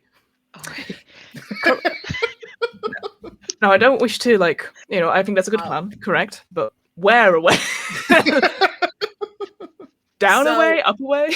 I'll follow Davis. Is junction B2 B2 blown out, or was just A2 blown out? So you are very right to assume. So yes, so B2 is actually fine. This, if I flick to the other map very quickly, this actually goes down to junction C2, which you used to go down to the cargo hold. I believe B2 is fine currently. It is the stairwell that was not working. Yeah, right. You used B1 earlier because that's where mostly you all came in through the front door. But yeah, B2 is working. So I don't know. I could not see in the room. I did not see how gloriously Miller set that whole thing on fire. All I know is that Miller was like, "Holy fuck, set a room on fire." I And heard said, "Go." You heard the scream, for sure. And there's something that sounds like the fucking feral hog noise from Deliverance being played backwards coming out of the room behind Miller. It's time to go. I'm not going the long way. We're not going that. There's a ladder right the fuck here. And I whip around into B2 and I head down. Yep. Miller would follow, and if Ava follows, I would instruct Ava to close that the door behind us to junction B2. Mm-hmm. Do you follow Ava? Yeah. Oh yeah. Don't need to tell her twice. Yeah. All right. Everyone gets into junction B2, starts to go down the ladder. Ava, you're the last person there. Ava, could you do for me a wits observation check?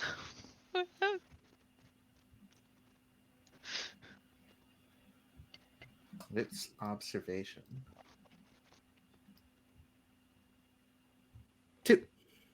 too.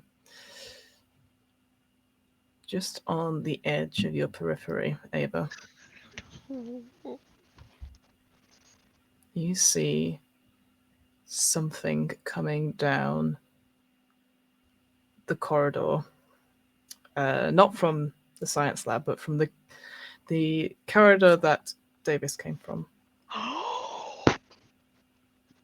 Oh, It has elongated arms, but it's wearing an EVA suit. And it has the face of Cham.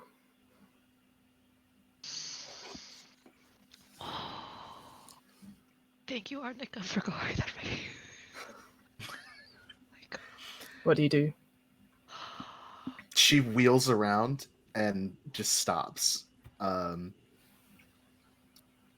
Because everyone else is already gone, right? So like I'm Yep. at the top of the junction. You're at the top. You're literally about to shut the door, and you can just you hear her before you see this. Almost like as something Right. running on all fours. Like some kind of horrible gorilla alien. No. Yes. The amulet, yeah.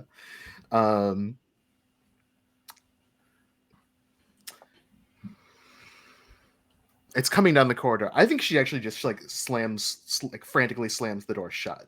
Yep, absolutely. And then like yells, "You need to go faster."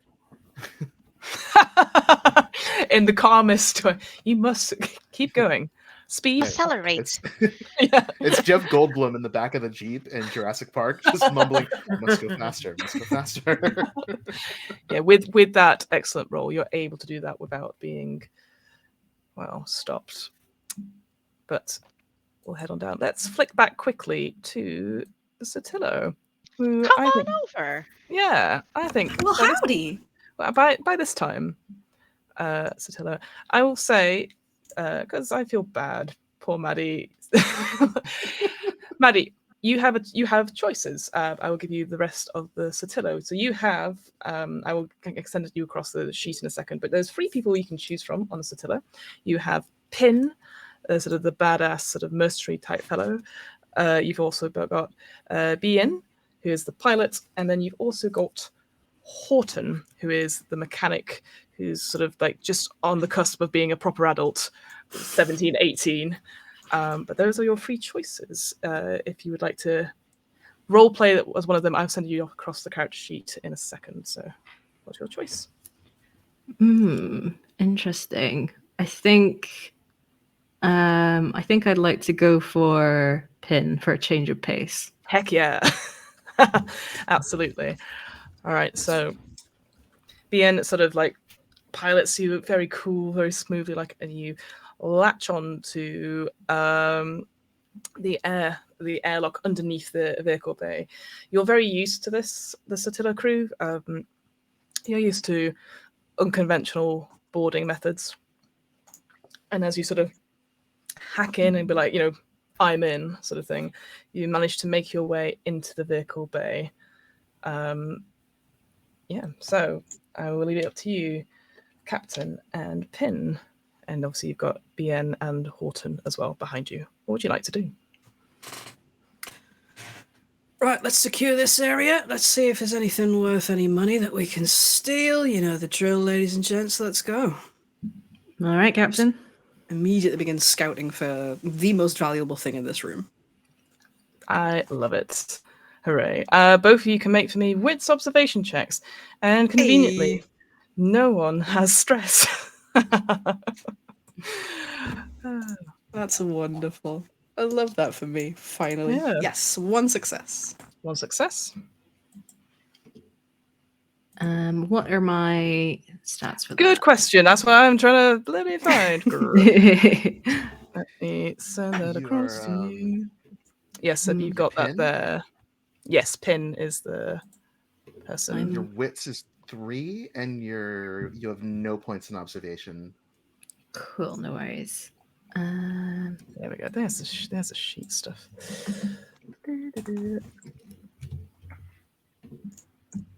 No successes for me.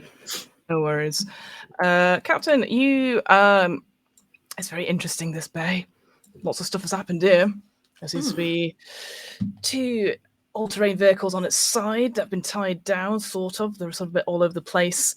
A lot of the stuff on this floor has been removed, or it seems to be almost like, I don't know, something's gone through here and just completely sucked them all out. It's weird. There's upturned shelving and tables and all sorts. You notice that the 2 elevators, I forget which one I said, but I'm sure we can find it back in the VODs. One of them looks like it's working, but as if something has scratched it out from the inside out, like looking through the doors itself. And the other one looks like as if something has like thrown a bomb in it, essentially. The sort of car itself is on the ground, completely crumpled in, and with, like an explosion has happened with the doors buckled. So both of those elevators are out of commission just now. That makes things tricky. What do you reckon, Ping? You want to go searching? Yeah, why not? Might as well since we're here. All right. Horton, being, just keep an eye out for anybody coming down here. We don't want any unwelcome hitchhikers. Me and Pin will go and have a little looky. Some window shopping, if you will. All right, you got it, boss. BN sort of like goes, do you want me to do anything? Do you want me to back on the ship? Don't mind. Yeah, why don't you keep it running?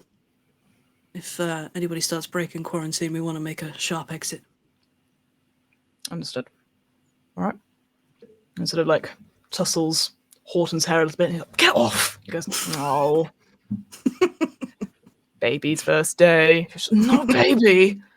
He sort of like shuffles his like jacket a little bit. I did catch him trying to shave the other day. I think baby is a bit harsh. No. Yes, no. I should talk. You could have asked any of us to help. No, I'm fine. Thanks. We could just not bother. It's dashing. It's roguelike. Just like, just caresses his own stubble. Yeah, the Horton just does not look at you. He goes bright red. I see, too easily startled, too easily ruffled. Keep your eyes open, Horton. Come on, do your job. Yes, Captain. Pin, let's go. All right. Excellent. So you make your way up using. Maybe you do use one of the elevators, isn't it? There's. I think. Yeah, that's an elevator there in the center of the bay. I think. Anyway, let us return. Almost whipping ourselves to Junction C2. So this is where Davis, Miller, and Ava have ended up just now. Davis, where are you going? So we have stopped right here on the layer of C2, and I've pulled us out the back door, not to the balcony door, but to the one that can branch off to the cooling tanks or down to the reactor. So we're hiding in this hallway because I don't see no vents except for like right. Those go into the except end. those Either two. way, you know what? Those are way at the end, and we're here at the middle. And there's all sorts of doors. So There's all sorts of escapes between us and the vent. I be staring at this map. So I'm gonna pull us right into that junction and slam the door behind Ava and be like, okay. So we have some bad news and we have some super bad news, and What I have happened some to Jam? shitty news. Why are you not with Jam? She's What just happened? fucking.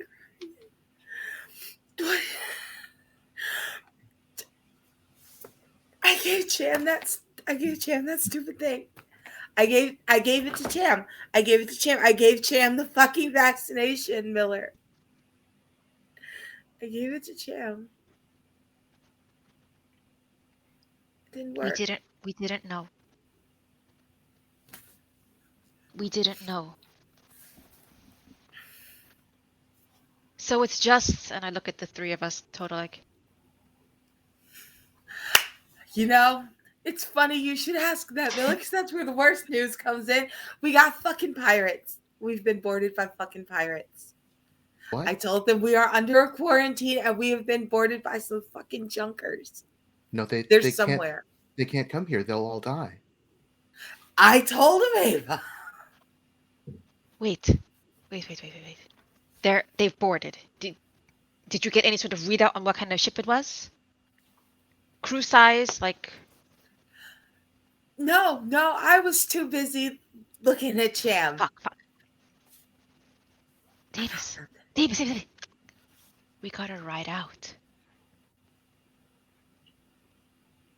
They wanna come here? Let them stay. Forever.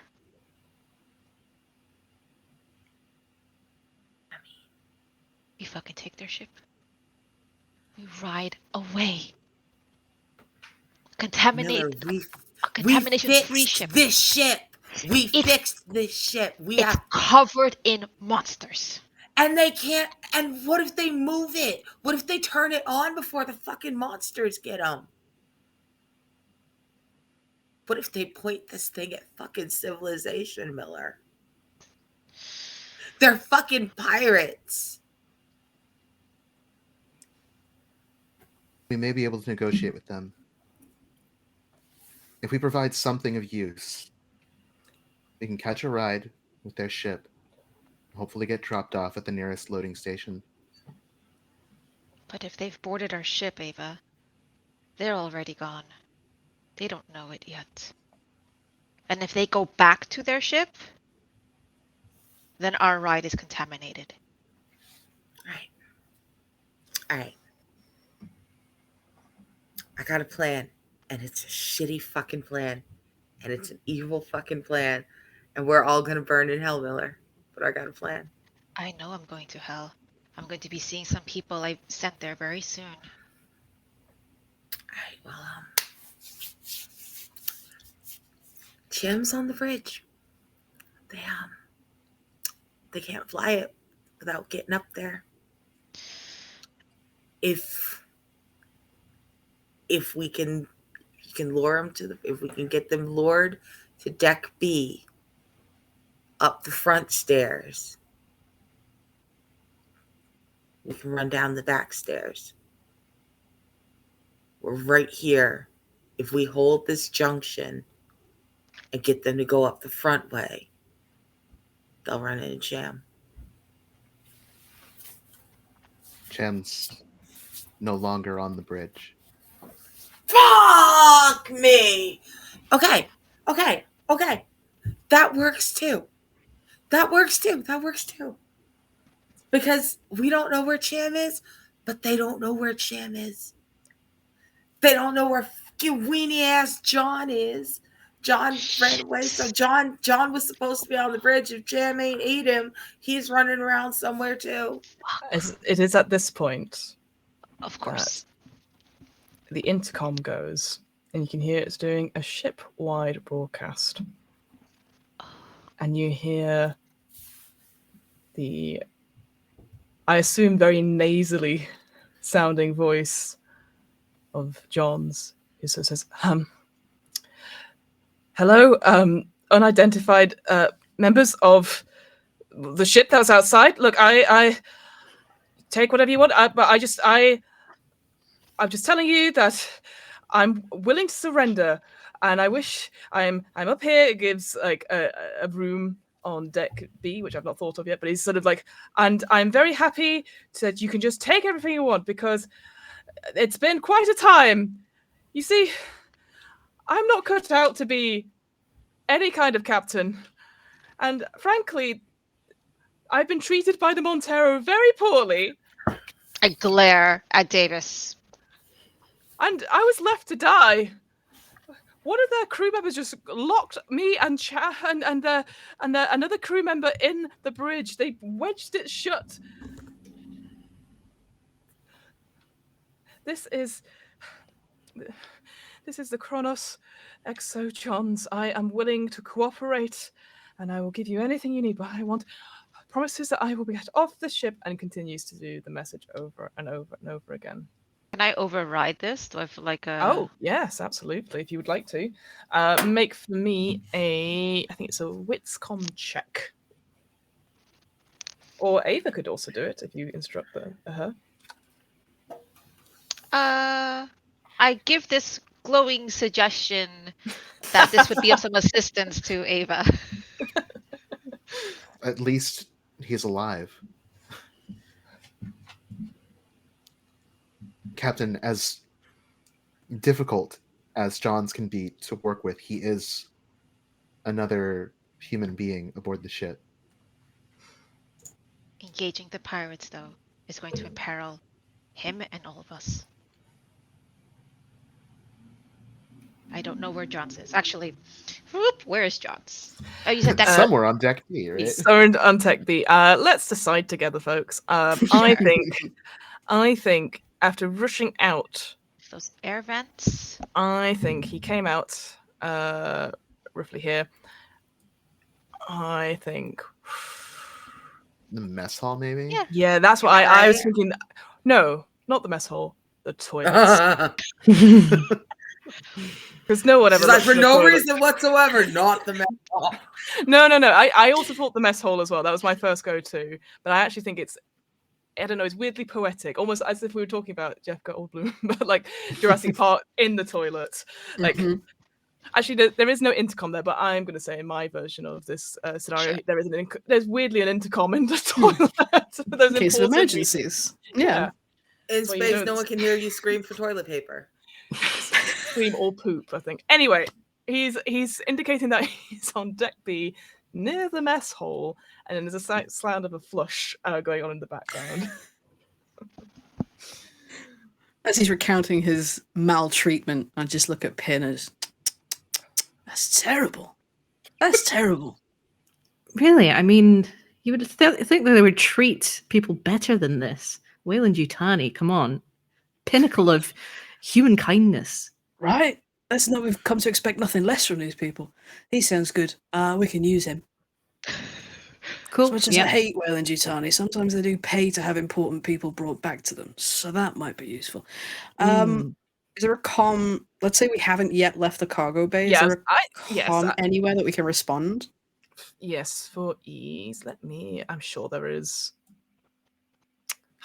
Why? You'd think there would be one in the vehicle bay, right? I would think that. I would think that, yes. That's so silly. They've Yes, got them there in is. the toilets. Like, Yeah, come on. yeah. In this version of the Chronos, they do have intercom. Excellent. You've got toilet intercom money, but not one for the vehicle van. I know. They started at the top and worked their way down and lost money as they went further down. I mean, we And they used all the just knew funding. that's where the engineers spend most of their time. Yeah, we've used up all the funding on our scientific discoveries earlier. That's probably why. But yes, there is an intercom in the vehicle. Excellent. You I will slide over to it and beep. Good afternoon, Exo Johns. Excellent to meet you. My name is Captain Bellagio of the USCSS Sotillo. Oh, thank God. Thank God. It's fun. It's so good to hear. Oh, sounds like a sensible voice. Please, you have to help me. They've gone completely bonkers, the Montero crew. They think we're infected with something, but we've taken inoculations. We're completely fine. Oh, that's good to hear. Excellent. Yeah. We have a very nice, well-working ship here. It's a bit rough, well-loved. We're going to be leaving fairly sharpish. This is a very quick in and out run for us. Very reasonable passenger rates. If you were able to bring us something of value, we would very happily exchange that for a. I'm not going to call it first class ticket. I'll be honest, it's not even third rate. But we can get you out of here. Sure, I can get well, we can. I'm sure there's some weaponry I can find, and maybe some stuff from the logs, perhaps. I can get you anything. You're Wayland Yutani employee, yeah? We were employed to take part in an archaeological dig mission. Yes. Freelance contractor, yeah. Yeah. That's fine. Just kind of like corpos. Yeah. Mute the thing and turn to Pin and go, nah, he's fucking worthless. Unmute it. All right, matey. If you can make your way down here in the next, say, eyebrows at Pin, 20 minutes? Sure. with something worth our time, then we'll be Sure. happy to welcome you aboard. Thank you. Oh God, thank you. I'll be so glad to be out of this nightmare. Okay. Thank you. Montero crew, you've heard all of this. It's been on shipwide broadcast. Oh, fuck. So did If I'm aware of that, if I'm aware that it's been broadcast to everybody, I will end the transmission by saying, and anyone else who's listening, same offer applies.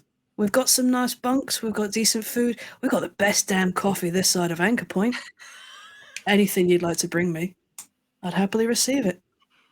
Another glare at Davis. I'll sign off the transmission. Love it. I don't know what you're talking about. Look, if we're gonna steal the ship, then we have all the coffee.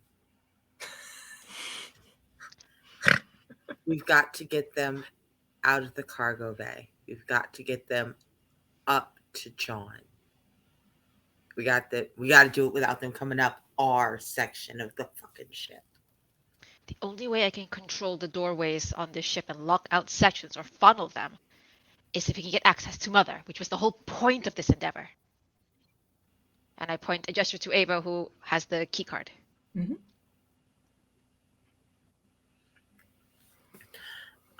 I'm gonna look at you and I'm gonna look at Ava and I'll be like,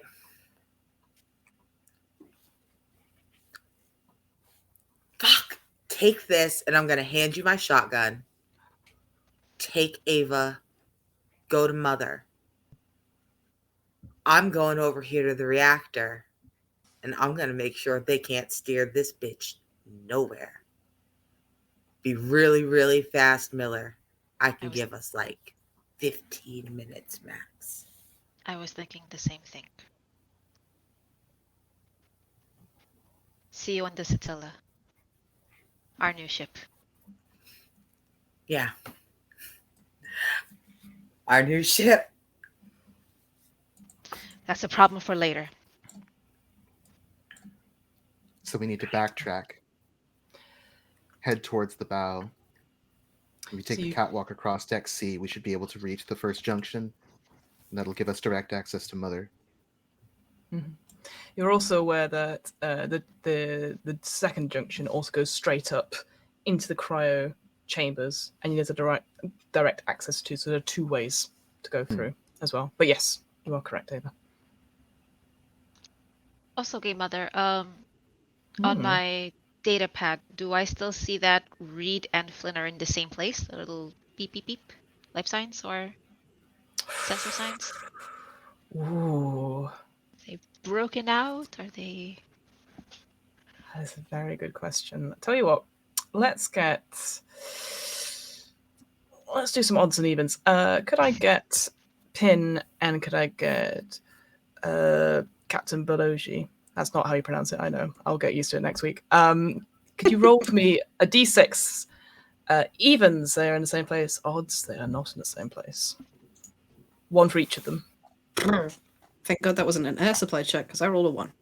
Oh yeah, that's a thing. I rolled yeah! I rolled a 6. 6. All right. Flynn's is still there. Reed has moved.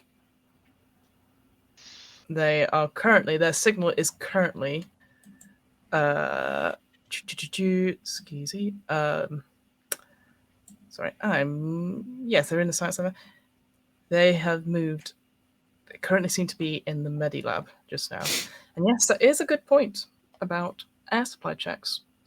Because technically, the people that need to do them don't need to breathe. They're not wearing their EVA suits anymore, or don't need them. One person is still wearing an EVA suit, though. Why are you snitching on me? Android behavior.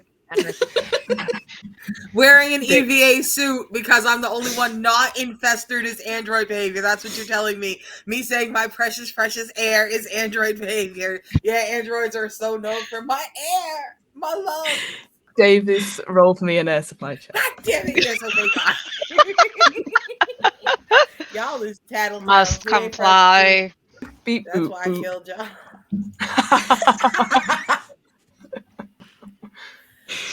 Oh, see, now my thing won't turn on. I gotta use a different dice roller. Oh now. no! I have cursed dice. It's Cursed. Cursed. Okay, I have 3 air left, I think. I think so too. All right. Son of a bitch. I got a 6, a 3, and a 1. All right, goes So now down I to have 2 2. air left. Yep, correct. That's fine. Says someone with all their air because they're in a whole new body. All your air, no stress. Meanwhile, I'm sitting here with 10 stress, 2 air. My hair is ship. getting thin. Don't forget that. And a working, guts functioning hurt. ship. And a working function ship. You know what? Give us 20 minutes. Let's see. Yeah, let's see. Give us one more episode and let's fucking see. Okay, so Ava and Miller, what's your route? What's your plan to go to Mother? If Ava had laid out a route, I will trust that Ava has laid out the most direct and efficient route. Yeah, I think like it is easy to go straight up through the junction that we were just in, but I also know that Ava knows that Cham was like just barreling down the hallway and like might well be trying to batter down the door, so like doesn't want to get stuck in a kill box if we like climb up and like walk in there. Perfect. Yeah. So One more question, Game Mother. Would I be able to sound alarms or comms in certain parts of the ship? if you get to Mother and fix her, absolutely. But if you're saying there's comms here and there, I can talk to any other part of the ship. Yeah. Are we passing any other comms? If you're going via the catwalk, yes, there'll be one sort of next to the storage with all the all of Clayton's remaining sort of goodies. There's one in the stairwell which Wilson spoke through, and there's one the stairwell which obviously is broken, and then junction C1 there's another one there. Because in that case, Miller would suggest to Ava, or like say this is my plan. Okay, those things seem to be hunting us. I don't think they can see through walls. What if we lure them into a certain part of the ship for now while we make our move? Like near the med bay, for example. Just put a repeating message on there. Let the monsters kind of gather there. Anyone who doesn't know better might get curious and their fault, but we know better. Are you having this conversation on the catwalk? I assume it's before the catwalk, but don't be like that, Fiona. I'm assuming because I'm gonna. Yeah, you're right. I'm gonna make them do a stealth check in a second when they go over the catwalk. I assume because they're working out their route. Yeah, no, we have. I see you, Captain Satillo. I see you. Sudden PvP. Let's fucking go. Captain, I'm not sure about the ethics of using human bait. Well, I hope they don't go for it, but I want the aliens in one place so we can get to where we need to go. Davis is counting on us. We have to hurry.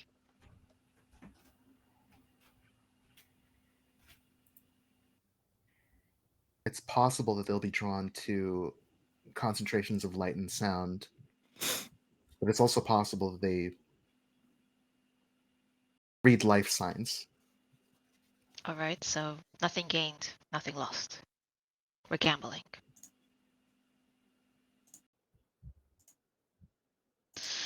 If Miller would shake her intent that she wants to try, like just flashing all the emergency lights from a comm system and just like send a repeating like distress, an automated message from the next conversation she's in.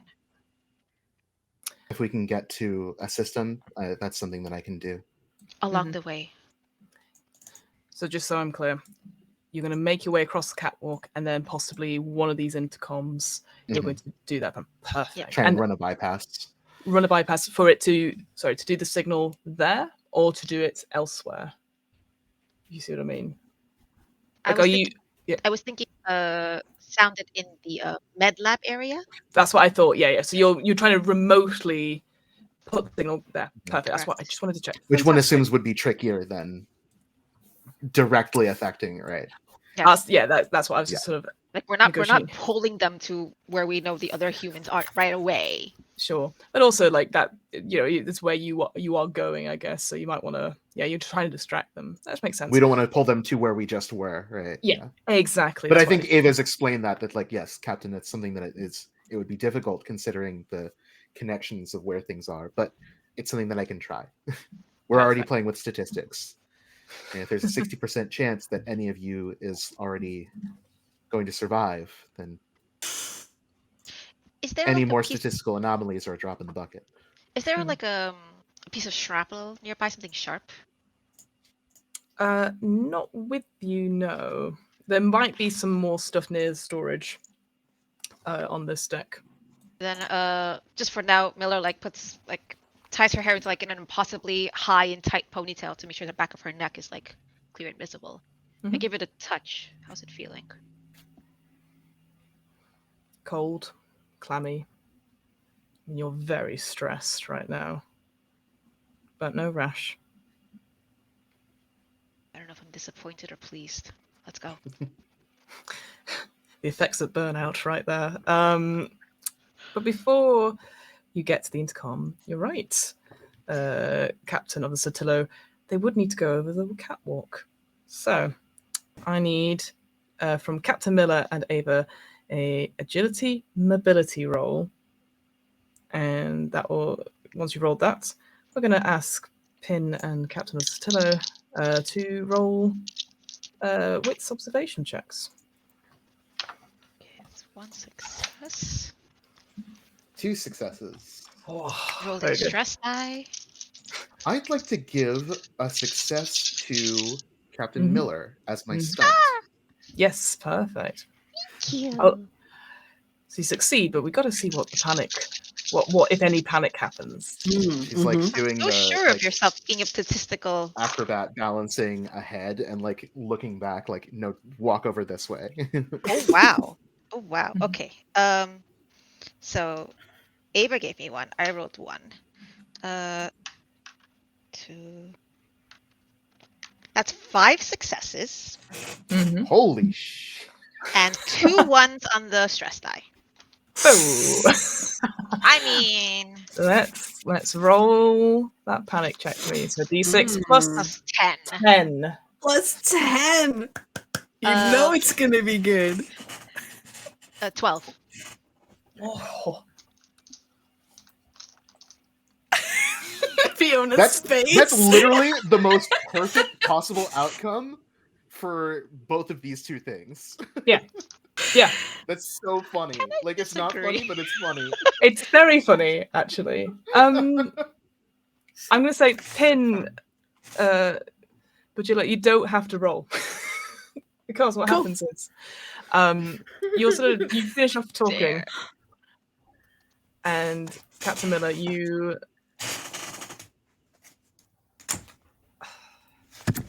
how does this work? I'm just trying to think. So so Slip, easy. maybe? I think so. I think you're right, Ava. Like you might, like you are very carefully ahead of her. You get towards the end. You have walked silently. You've stepped in all the right places. I like to think it's one of those, they're not chain link bridges, but that sort of the grating, essentially, metal grating. So you've been very careful, and you are taking your time, Captain Miller. I think there is a slight. This will be too perfect at this point. Your vial, the goo vial. The one that I lost? Mm-hmm. I think we cut to like a scene where you dropped it and it hit the floor back in one of the corridors and it started bubbling and burning through the deck. So you're probably quite glad you don't have it on your person anymore. Okay. And it goes, and it just manages to hit on the catwalk and create a puddle that is sort of sizzling slightly. Ava doesn't see it, but sort of manages to go over it. You put your foot on it and you slip. And as you sort of slip, you grab the railing, hold it. You've got plenty of success to hold it, but you scream. Ah! And the two people, well, three people, I'm guessing Horton's also there, look up, and you just see somebody hanging from the like holding on, like got a good grip on the thing, but have slipped. You see the captain's lock eyes. If I can make eye contact with Ava, my head is just kind of like, go, go, go, go, go, go. My pistol is immediately out and trained on this person. Yep. But it's a very pleasant greeting that he extends to you. He says, good afternoon. So you've come to join us. I don't know if it's afternoon or not, but it's not good. Well, I've had my afternoon coffee. My lunch is sitting quite nicely in my belly, so I'm calling it afternoon. I feel like I could have a nap after we've done here. It's that kind of vibe today.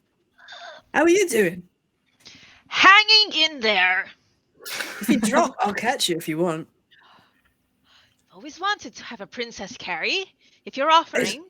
This could be the start of something beautiful, darling. Let's go. Just for Miller's point of view, your stress level does decrease by 1 because you screamed it out. But and I'm gonna say I'm gonna ask I'm gonna ask Darcy and Maddie, are you guys friendly towards Captain Miller just now? Like, are your intentions to be friends with them? I guess. Well, I'm following my captain's lead Yeah. on most things, but I think my natural inclination would be to be wary. Yeah, healthy dose of caution, but we're happy to enter into any sort of business arrangement with anybody who can benefit us. That's good, because what would happen if you were considered friendly? I would just say at the end of the screen. Yes, you'd have to do a panic check. So I think because you're very aware, essentially. Yeah. So yes.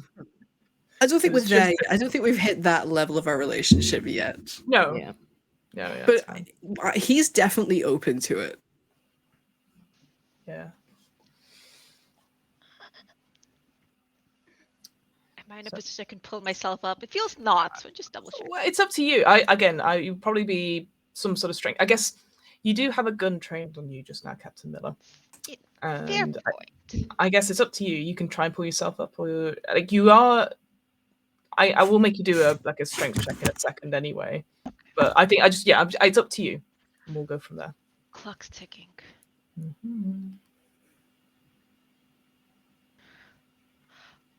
I'll entertain negotiations. You fucking catch me. Yeah, all right. I'll just toss my gun over to Pin and assume the position, ready to catch.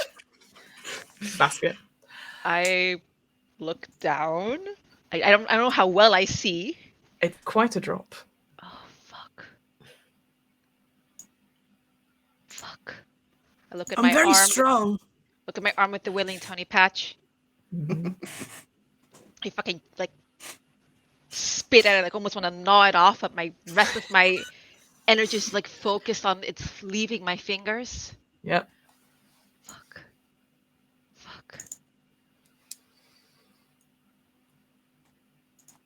Sorry, crew. I release. Into the arms of the enemy. I think just before we end. What? No. Yeah.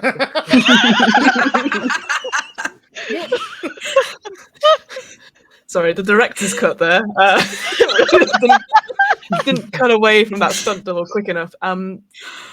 Let's go to Davis. Davis, what are you doing? So I waited at the door and I watched Miller and Ada cut through C2 over to the balcony. And I waited until I couldn't see him, and I headed over towards the reactor relay controls. Now this is not an often used area. People aren't allowed to play back here. So it's kind of dim. The lights are not great.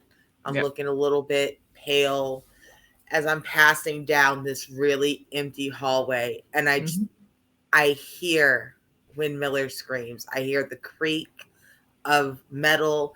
I hear something give way. I hear her scream. It's short. I don't hear anything else. Mm-hmm. She might be okay. I don't have time to check. I cannot. If Miller is okay, me going back will make it worse. And if she's not, me going back won't make it better. So I go over and I let myself into the reactor relay control panel. Mm-hmm. So in this room, as you said, like it is lighting is quite dull here. There's like a dull pale blue lighting coming from like a little porthole from the door, casting deep long shadows. And looking into the porthole, you can see that something has torn up quite a bit of the furniture in here.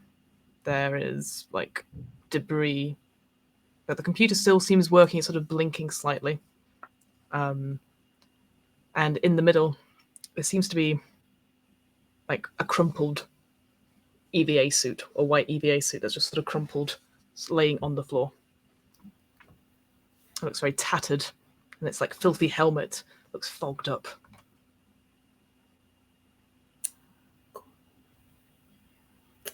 Cool. I am extra glad that I gave my gun to Miller. Goodness, what a good friend I am. So Davis takes a deep breath, kind of hefts the axe, gives it a little twirl, and goes, just make both of our day just so much easier. Be dead and be empty and just hold still, okay? Just be a fucking pal. Be a corpse and hold still while I set this bitch to blow. Okay. So you open the door. As you open the door, you can actually start to see a little bit better inside this thing. You realize that on the viewport itself, there's like almost this like yellow sort of white sort of resin, and it seems to cover the whole of this chamber. It's almost as if like you've maybe put a gloved hand on it. It doesn't look like the black goo at all. It looks like it's almost like, you know, when insects make their hives and stuff, the way they sort of lick and they make that sort of papery thing. It's a little bit like that. But the door opens. You can see that this whole of this sort of resin is covering most of the things. So you think you need to give it a good clear off before you could do anything with the computer and the reactor, even though it is blinking. That is true. Yeah, that's the thing. If I was going to spend a whole bunch of time trying to carefully set this reactor to blow in 15 minutes, I would definitely want to clear that off. Mm-hmm. But instead, I'm going to heft my axe and put it right through the reactor relay core. All right. I'll put it right through the reactor panel. I'm going to clear it off. All right, make for me a strength close combat check, please. All right. My strength is, please open my thing.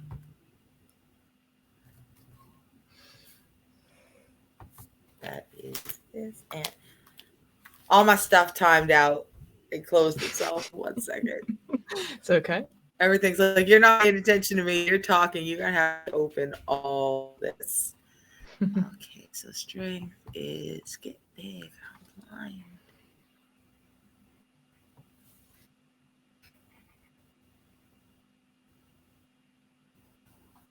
Wow.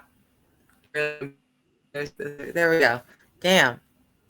Okay, my strength is 2. My close, and you said close combat? Mm-hmm. Yes. I don't have a close combat. But you know what? You've got stress, haven't you? See how you are. But I do have 10 stress. You've got that, or you could. Oh, I mean, or because yes, you do have to spend the story. You have to roll to do it. Wait a minute. Mm. Yes. All right. So, that's not too bad. I just rolled all 12 of them dice, and I got 1 success, but no failures. All right. Like 7 2s, but no 1s. Davis, you strike true. You hit the arch. You make a big dent into it.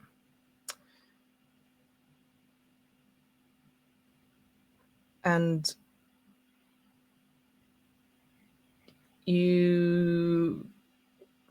an alert goes off indicating there is a leak happening. So please take 1 radiation point for me, please. And I now need you to make me a wits observation check.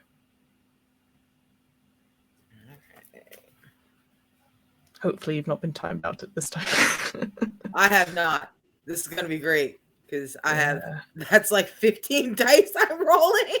Yeah. All right. You son of a bitch! Are you kidding me? No. Someone's having fun. Okay. You know Very what? stressful situation. Yeah. I rolled 4 1s and no successes on 15 dice. Were any of the ones on the stress die? Do you know? All of the ones were on the stress dice. Oh no! Oh well, I guess we'll do a panic check then. The one thing I'd say as well, just so you know, you can always use that story point, but I'm gonna use, because I have 2 story points. I'm gonna use one of them. All right, so you have a success, but if the panic is, it might cancel it. So we'll see what it is. Rolling your panic checks. That's d6 plus 10.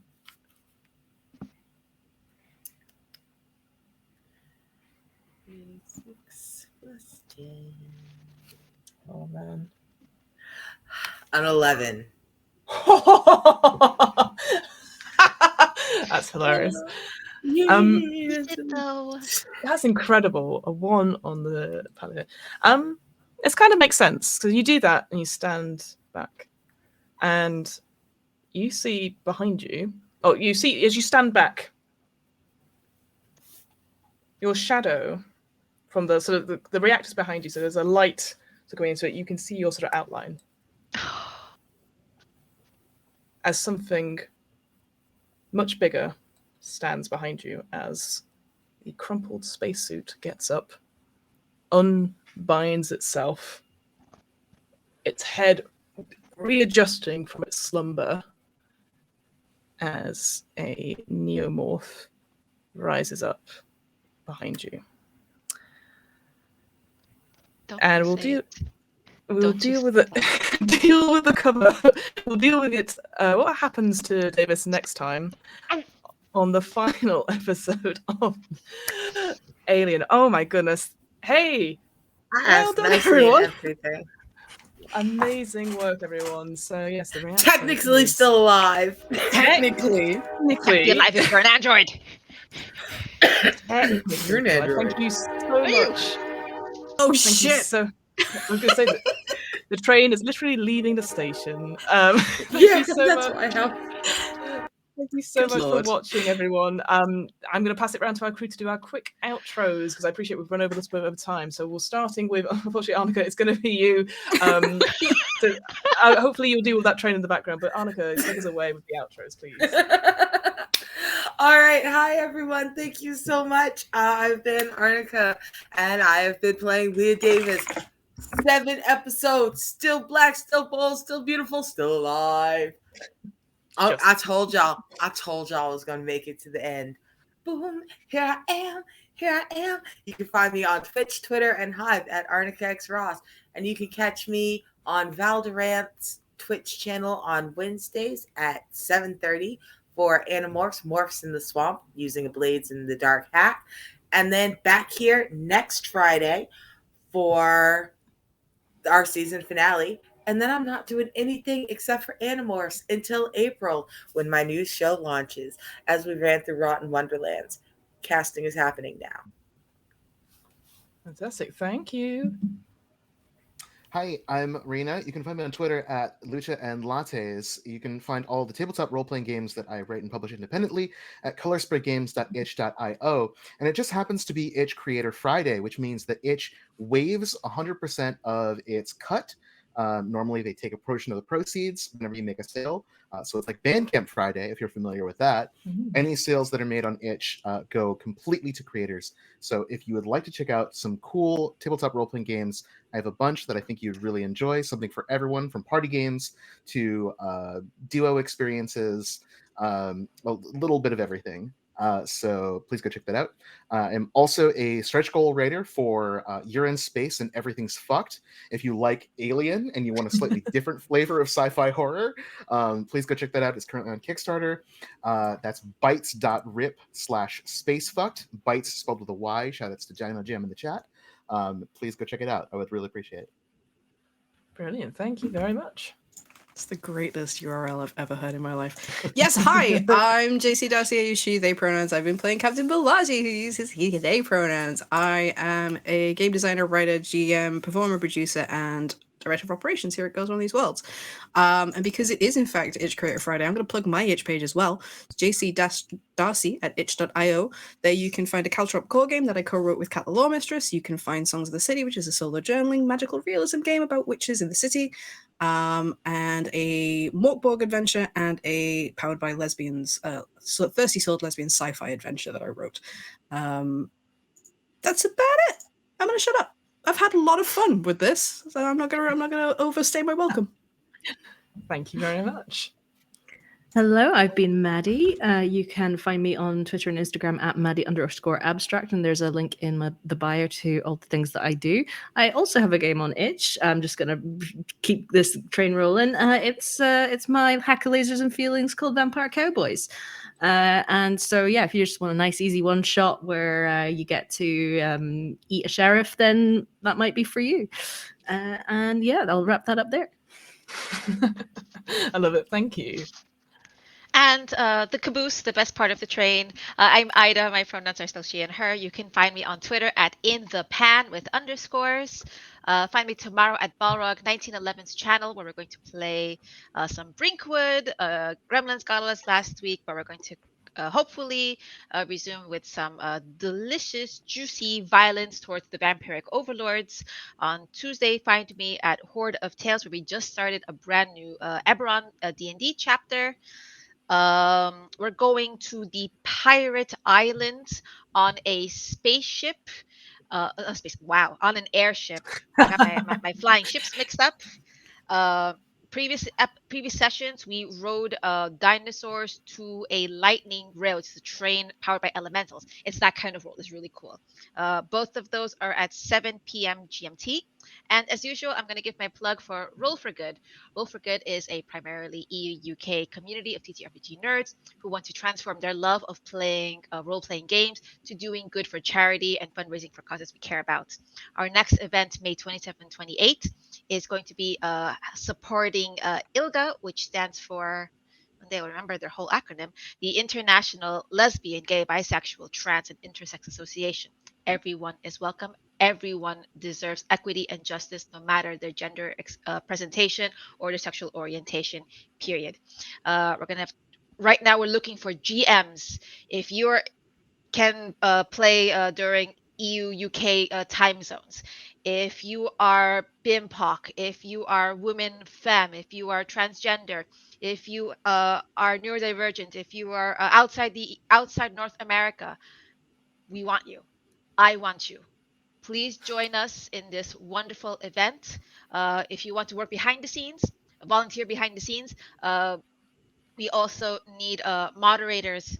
We need artists. We need video editors. We need producers. Come join us. We're a wonderful team to work with. We're a diverse crew. I'm a team lead. We don't just talk the talk, we walk the walk. So definitely check us out at Twitter at Roll4FOR, Roll for Good, and see you there. Fantastic. Thank you. And I will round us off by saying hello. I've been your local game mother, but also I'm called Fiona. I am the host of What Am I Rolling, which is a twice-monthly RPG one-shot podcast, and also run the DM's Book Club.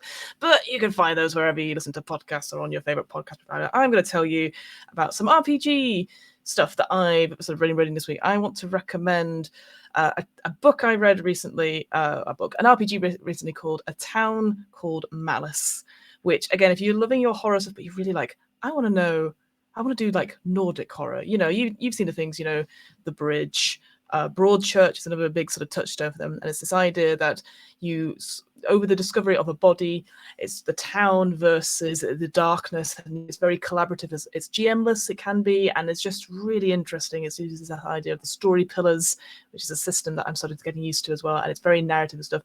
I would suggest it's like Fiasco, but sad. And Fiasco can also be quite sad. But anyway, I just thought I'd recommend A Town Called Malice. You can find it wherever you look, on any drive-through RPGs and stuff. So I really would recommend that because it's a really cool little system. As always, though, if you're like, Fiona, your words aren't very good, and I'm like, I know it's the end of the night, but if you're like, my words are very good, and I wanna run games like this, and I said, well, just pitch it to Girls Run These Worlds. We've got the Creator app. It's always open. We always want to hear your ideas. If you've got a story that you would like to tell, just send an application in. It's in the pinned tweet. It's pretty much anywhere. You type in Girls Run These Worlds application, it'll pop up in your search. So please try that out. I've got to plug something. It's come through. I know, I'm an old lady. We're going to plug Mythic Odyssey of Theros on Sunday at 10 a.m. Eastern Time, a D&D 5th adventure ran by a wonderful Kate, the lore mistress, sorry. So that's happening on Sunday, so please go and support them for that. And then finally, we're going to raid, folks. Get ready, prepare yourselves, seatbelts on. We're going to raid Happy Jacks.